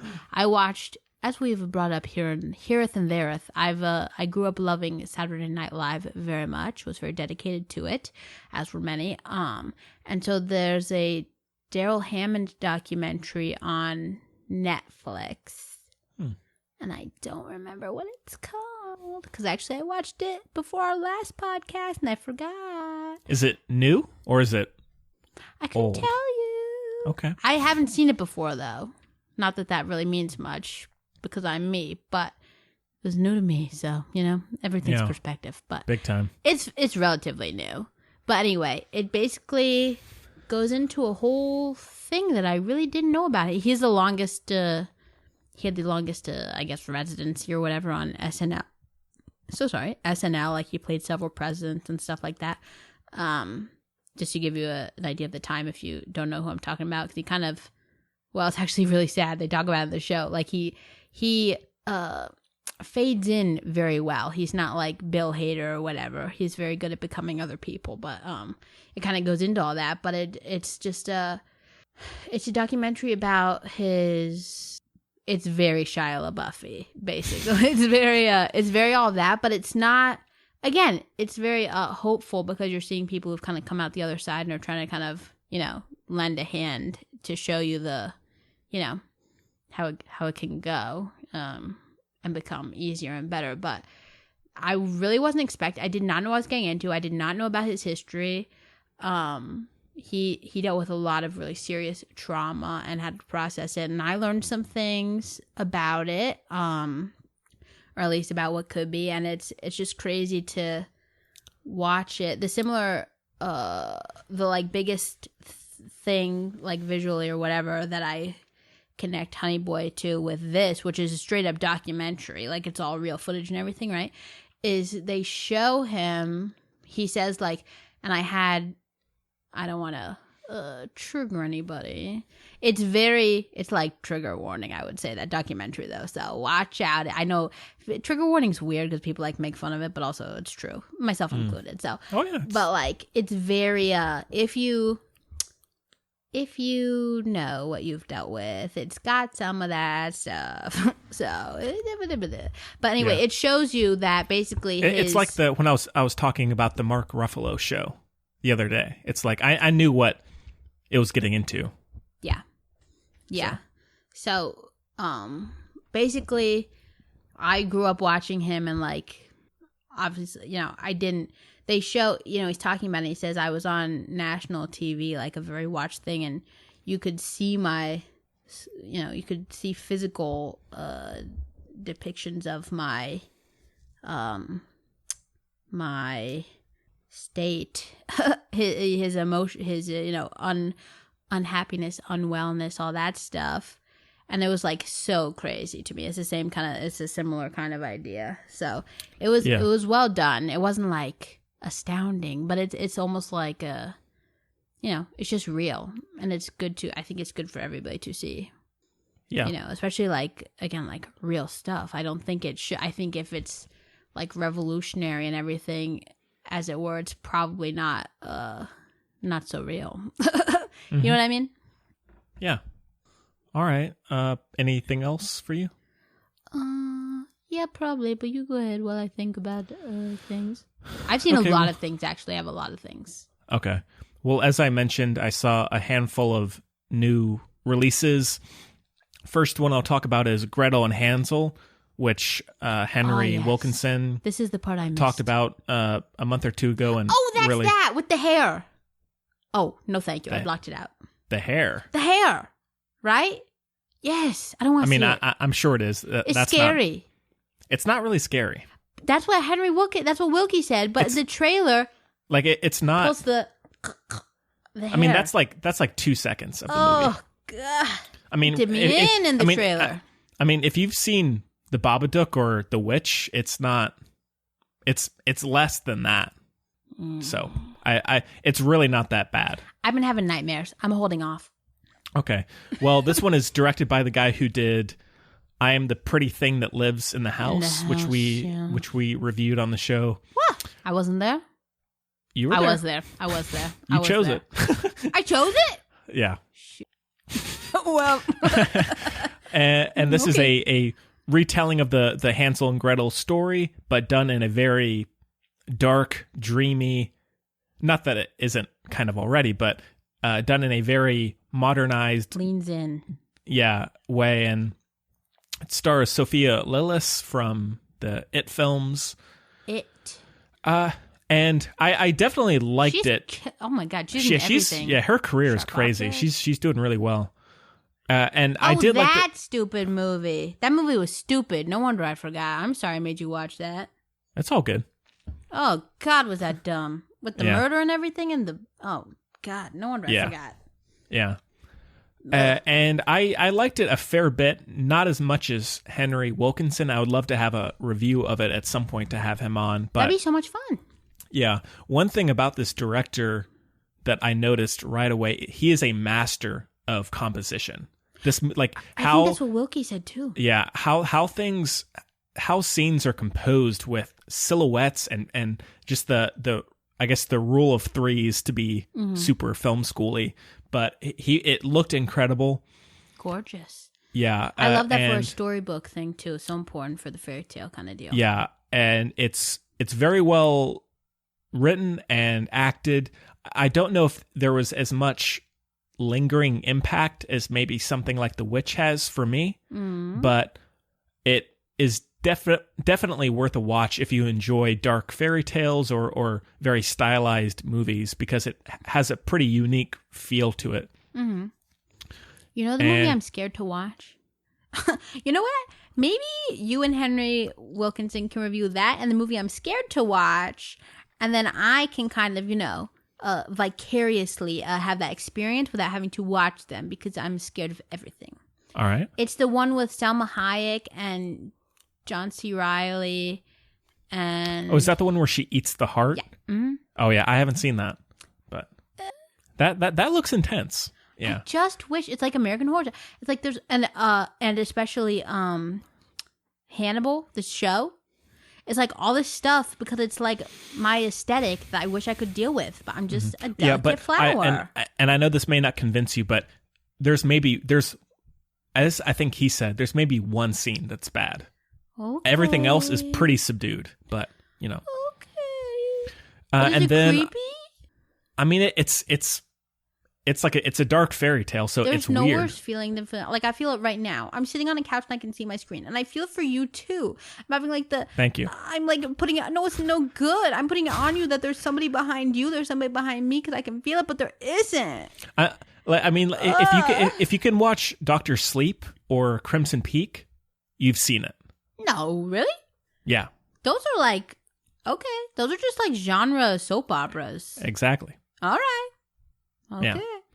And then I watched The Rhythm Section, which came out in January, and it's based on the novel of the same name, which I'm actually listening to the audiobook of, and it's pretty good. Anyone good. It's pretty good, actually. And it stars Blake Lively, and it's a story about this woman whose family is killed in a airplane crash, but then it turns out there was a bomb. It wasn't a natural.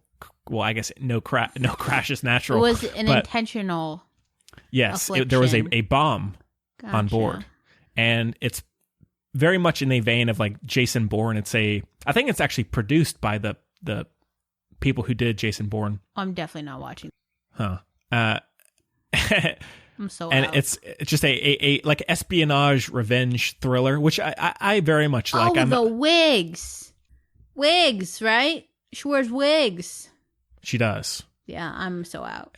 Yeah. Now, I love the Jason Bourne series, so I enjoy things like this, and it's fairly genre-based and kind of trashy. I read about it on Wikipedia. I think it had the worst wide release of all time. Goldfinch was up there too. Yes, it like the budget was like 50 million and it made like 2.6 or something. Like it was very, very bad. She doesn't bring people in. She doesn't. Like people think she's Margot Robbie. She's absolutely not. No. No offense, Blake Lively. I think you're a very kind woman. Yeah, and I like her in a few things. I don't think she's amazing by any means, but I agree she's no Tom Cruise. You know, she's not bringing in those. Please. My analogy was much better. I'm sorry. It was. Also, I just don't like. It's like one of those things. Like I'm here for Jake Gyllenhaal. You know what I mean? Like, or Margot Robbie for as it goes. Like if she's in it, I'll like it. Not just because she's in it, but like her taste. Like Saoirse Ronan too. You know what I mean? And Blake Lively is like antithetic. Like if she's oh good, thanks for letting me know. Yeah. I'm out. Yeah, her choice of movies isn't always that great. Except for Elvis and Annabelle. Shout out. Yeah. I told that director when he came to speak in one of my classes, I was like, bruh, I love Elvis and Annabelle. And he was like, oh, yeah? And I was like, yes. And the reason I got to tell him, because it was a really big class, but he was showing, he had done other stuff. It was like a Lifetime movie or whatever with Blake Lively and Max Minghella, but I'm like obsessed with it, okay? It's a classic, try and tell me different. It's very Chloe. You know, and it probably hasn't aged well, but I'm obsessed, you know? Yeah. And I had to leave halfway through the class. And I guess there's like something playing on the screen. So he like went out to he had to go to the bathroom or something or other.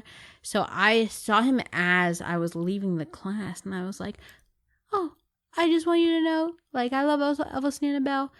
It's great. I know it probably doesn't seem like I'm being sincere because obviously I'm leaving halfway through the class, but I gotta go to a funeral, so peace, bye. And that is that on that, Henry. Yeah. He was very nice. He seems so. And he went to be like a farmer or something for a few years. I don't know. He had an interesting life. Oh, cool. Well, shout out. I liked him. He was the only one. He was the only speaker I liked to that. It was like one of those ones where it's all speakers, different every class, different speaker, right? Whatever those are called. And he was the only one I liked. And now the movie, I would say it's only for people who really enjoy spy thrillers. Mm-hmm. Otherwise, there's not going to be a whole lot there. It's not amazing. The editing in particular is pretty choppy. Oh, we can't handle that, Henry. It pretty much feels like a extended montage. You know, it's like how like Dunkirk is essentially a montage of it's like all, but it's all about time. It's very much. I mean, it's the intercutting and the pacing. It's almost. No, I love Dunkirk. I'm not hating on that, but it's like, you know, Christopher Nolan has that style, like in Inception and the Dark Knight trilogy, where to me they're snow globes, though. They work very well. Oh yeah, of course. But a loose montage that can wreak havoc. Yeah, but where he will kind of be able to do an extended amount of time, but have a lot of stories intercutting and flowing well. In this, it's just one story, and the editing is so choppy that it's like it's just burning through things very quickly. And so fairly forgettable. A couple moments, and I like the idea of the character and the arc of the character, but it's the execution is off. And then also I watched one other new release. I saw the latest film from the director of Macbeth and Assassin's Creed called True History of the Kelly Gang. And this is a Australian Western. I think that's a terrible name. Yeah. Starring George McKay from 1917, the main guy. He's not my dude. Well, I mean, I didn't like the other guy in 1917. I'm responding live time. No, I don't like him very much either. No? And there's this other is versions that are better. It has Charlie Hunnam, Russell Crowe. Why'd you lead with Charlie? Well, I don't like Russell Crowe. He's barely in it, but okay. Well, I'm not seeing it. It's Timothy Chalamet in that movie. What's that movie with Christian Bale? Yeah, that one. Christian Bale. Yes, Cowboys. Oh, Hostels? Yeah. Fair. It's a Timothy Chalamet hostel situation. Yeah, and it tells the story of this outlaw who was taught it from a very young age to be this violent criminal, and it's about him attempting to rise and create this massive movement, but then very quickly being in a way, but then being immediately shut down just as he's about to get to the heart of the movement. Silicon Valley. Not really, but you haven't even seen Silicon Valley. I've seen 2 seasons. You crazy? That's my favorite show. I like it. It's just not the same. Jared is my favorite character of any show of all time. I know. Period. But it's a very subdued, dark Western, and you're either going to really be invested or you're going to be out within 10 minutes. It's probably my least favorite of his last 3 of the 2 that I just mentioned. It's well acted, it's well shot, but there's just something missing from it. It's a little frustrating. I appreciate its very concise, contained, singular story, but at the same time, you're kind of hoping that it would branch out a little bit. That being said, still a pretty interesting character piece and about a story that I knew nothing about. So that element was interesting.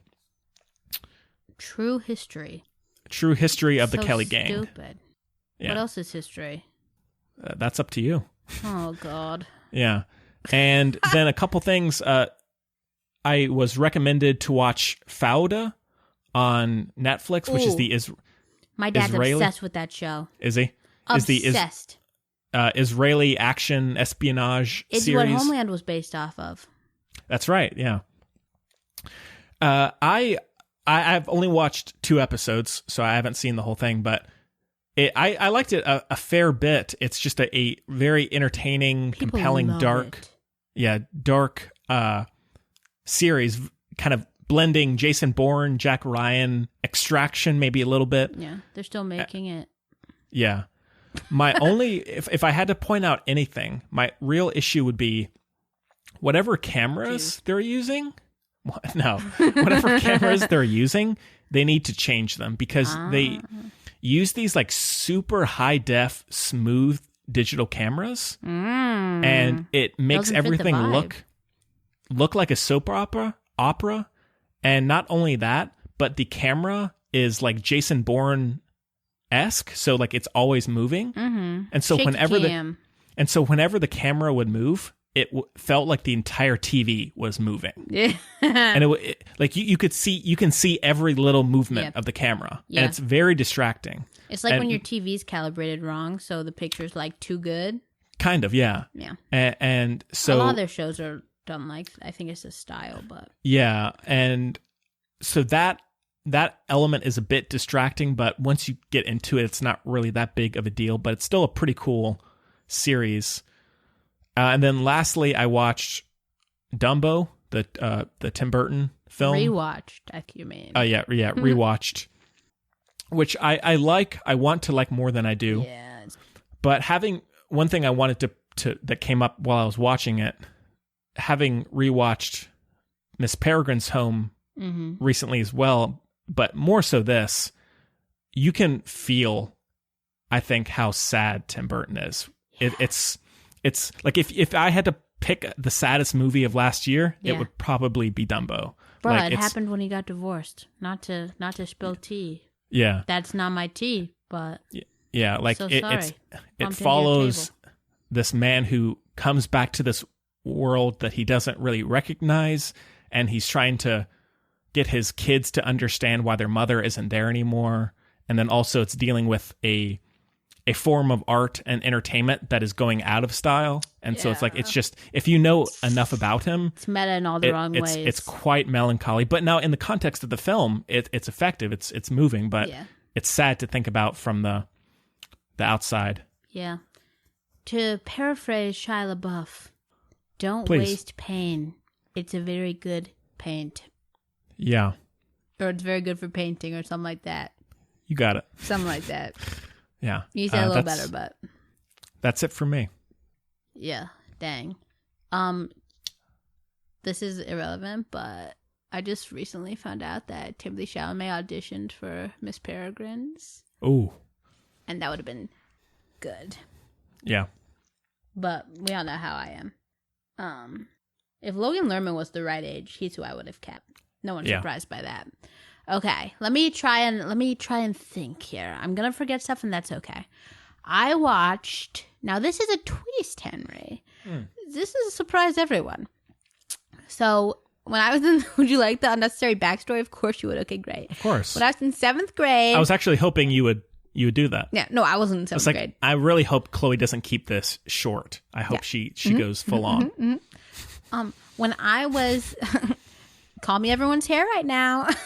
Okay, because you get it. It's the saddest thing. What? The lady who cuts my hair texted me yesterday and said, after 11 years of business, I'm shutting down permanently. That's very sad. Yes. That's very sad. Maybe haircutting will go Uber style, and like when you want a haircut, you know what I mean? They come to you, kind of thing. Yeah, I'm in need of one, Chloe. No. I want one. Yeah. Yeah, I know. But hey, come out looking like Jared Leto. Maybe I will. Yeah. Yeah. I'll be Jesus. Yeah, me too. Yeah. Yeah, you got the hair. Thank you. Yes, and the ancestry. It's really good. Yeah. We've been over this. I'm very similar to Jesus. Very similar. Almost no. I mean, it's really a spot the difference situation.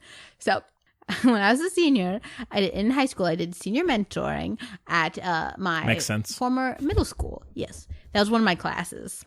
So, Mary and I would go into a 7th grade science class and be the we were like extra tutors. They would like line you up with classes that could use the help, as it were, you know what I mean?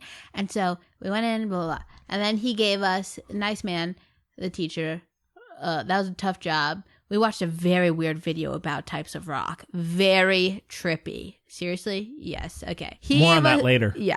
And we had to watch it like 8 times. We were there for 2 classes, by the way. So like, it was a while. I would love to find that weird video. Yes. So he gave us very kindly gift cards at the end of the year as like a thank you. Right? Very sweet. And I don't know how relatable this is, but for me in middle school, I only ever got gift cards for one thing, despite it having no use to me. But it was like, oh, what do I get a 12-year-old, 13-year-old kid? Guess? Any guesses? No. iTunes gift card, always. No, you didn't have that? Oh no, I had that. Yeah, someone didn't know you really. They were like, "Oh yeah, iTunes gift card." I'd still take that. I didn't have an iPod. I never had any use for it. This is a good lesson. I never had an iPod. If anybody wants to send me one, no, please. Henry, no. But I was made fun of so much because I didn't have an iPod because didn't money. Come on, okay, didn't have it. So, but my dad got, this is tangential, but a good lesson. Like I said, got me, not because I was being made fun of, because I wanted to listen to music. He got me this way cheaper little thing that just wasn't name brand or whatever, but it had a screen and it was a touch screen before what are they called? iPods were even close to that. Most of these iPods around me didn't even have screens, okay? And I was flying high with this little guy, had the screen and everything. But everyone still made fun of me because it was like, oh, it's not in an iPod or whatever. But it was way better than an iPod, so it's like, joke's on you, losers. You know? Right. Okay, that was just a little lesson. So anyway, I never had any use for these iTunes gift cards. And, I got some extra. So I was tidying. I said, oh my gosh, look at this. And I had an iTunes. I found it, the one that he gave, or somebody gave me. But I know it was him because it has his name on it or whatever. So I used that gift card because I saw a trailer, as is all I do, on YouTube for a show coming out. And I said, I want to watch that. But then I saw it was on Apple TV. And I said, I don't got that. And I said, oh my gosh, I got a gift card. From, 6 years ago. So pop that code in. They do not have a lot of media on the Apple TV. But what they have is solid, must say. So I've watched 3 shows. The one that I saw on the YouTube that I wanted to watch was Defending Jacob with Chris Evans and the lady that I feel bad that I don't know her name. I think she was Mary from Downton Abbey. If there was a character named Mary in Downton Abbey, I think that was her. Oh, yeah. Also, Michelle Dockery? Sure. Then the kid, there's a bunch of, I don't mean to be like that. There are a few actresses who look very similar to me, and she is one of them. And then Bill from It, little boy Bill. And that his name's Bill, right? Yeah. Older brother of Georgie from It is in it. Anyway, it is quite a good. Very good. But I thought there were only 6 episodes. But JK, they're just rolling them out slow and steady. So I'm mad. I only like what we all know I have like a lot of anxiety. I like can't keep myself together. Even when I'm watching TV, it's like I get tummy. It's like rough. You know what I mean? Oh, it's terrible. So I only watch shows like that when they're all out. So I'm lessening the issues. I thought there were only 6 because I'm on that British time, y'all. Yeah. No, they're just still coming out. I said, oh, for God's sake, I gotta sit with this. Are you kidding me? So I don't know what happens to Jacob yet, but so far it's a very good show. Chris Evans, I love him. I love him. I love him. Yeah, I love him. If you haven't seen that movie I love with him, y'all should watch it. The one that's not half Nelson with Ryan Gosling. The one that is Chris Evans. I think the name is a pun about drugs, but I can't remember right now. I've talked about it before, so whatever. I watched that. So far, so good. Very good. Sad, good, whatever. Then I watched, oh crap, the other show on there. There's only 5 shows, so if you're on it, you'll know what I'm talking about. The one with some British classic actors. The dude who's related to, he's in some famous family of acting, whatever. I feel like he's a Fiennes, but I think I'm wrong. But anyway, that dude is in it. And then the Rachel from Cuckoo's in it. I like her. And it's a very good show. It's a British show. It's not like Apple produced or whatever. I'm on that train again. I know. Leave me alone. I'm sorry. I love you. So anyway, but that's about, it's like a couple who is going through the adoption process. Very good show. I loved it. First season only. I loved it though. And then this one is a twist upon twist, Henry. This one was a lot of difficulty for me because everything about it is really up my alley, but also not. And we all know I'm not really on that Haley Steinfeld train. We know that. I just am not. I wish I was. I just am not, you know? That's like a staple thing. She's up there with Chloe Grace Moretz for me. Really not. Well, she's not as bad as Chloe Grace Moretz. She's, a little better than that. But still, not my deal.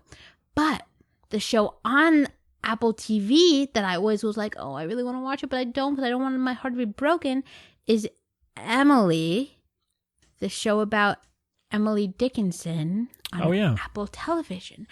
Henri, I think we've been over this. When I was very little, I was consumed by poetry. I wrote a lot of poetry. I told you my smoothie story. We know the deal, okay? Mm-hmm. I told you my smoothie story. We know the deal. If you don't know, you probably know, and I'm sorry you had to hear that. Anyway, so and Emily Dickinson, by far my favorite poet. I had a book of all her works. My dad really cultivated my love for Emily Dickinson. My mom did too, but learned a lot about her and everything. And just loved her.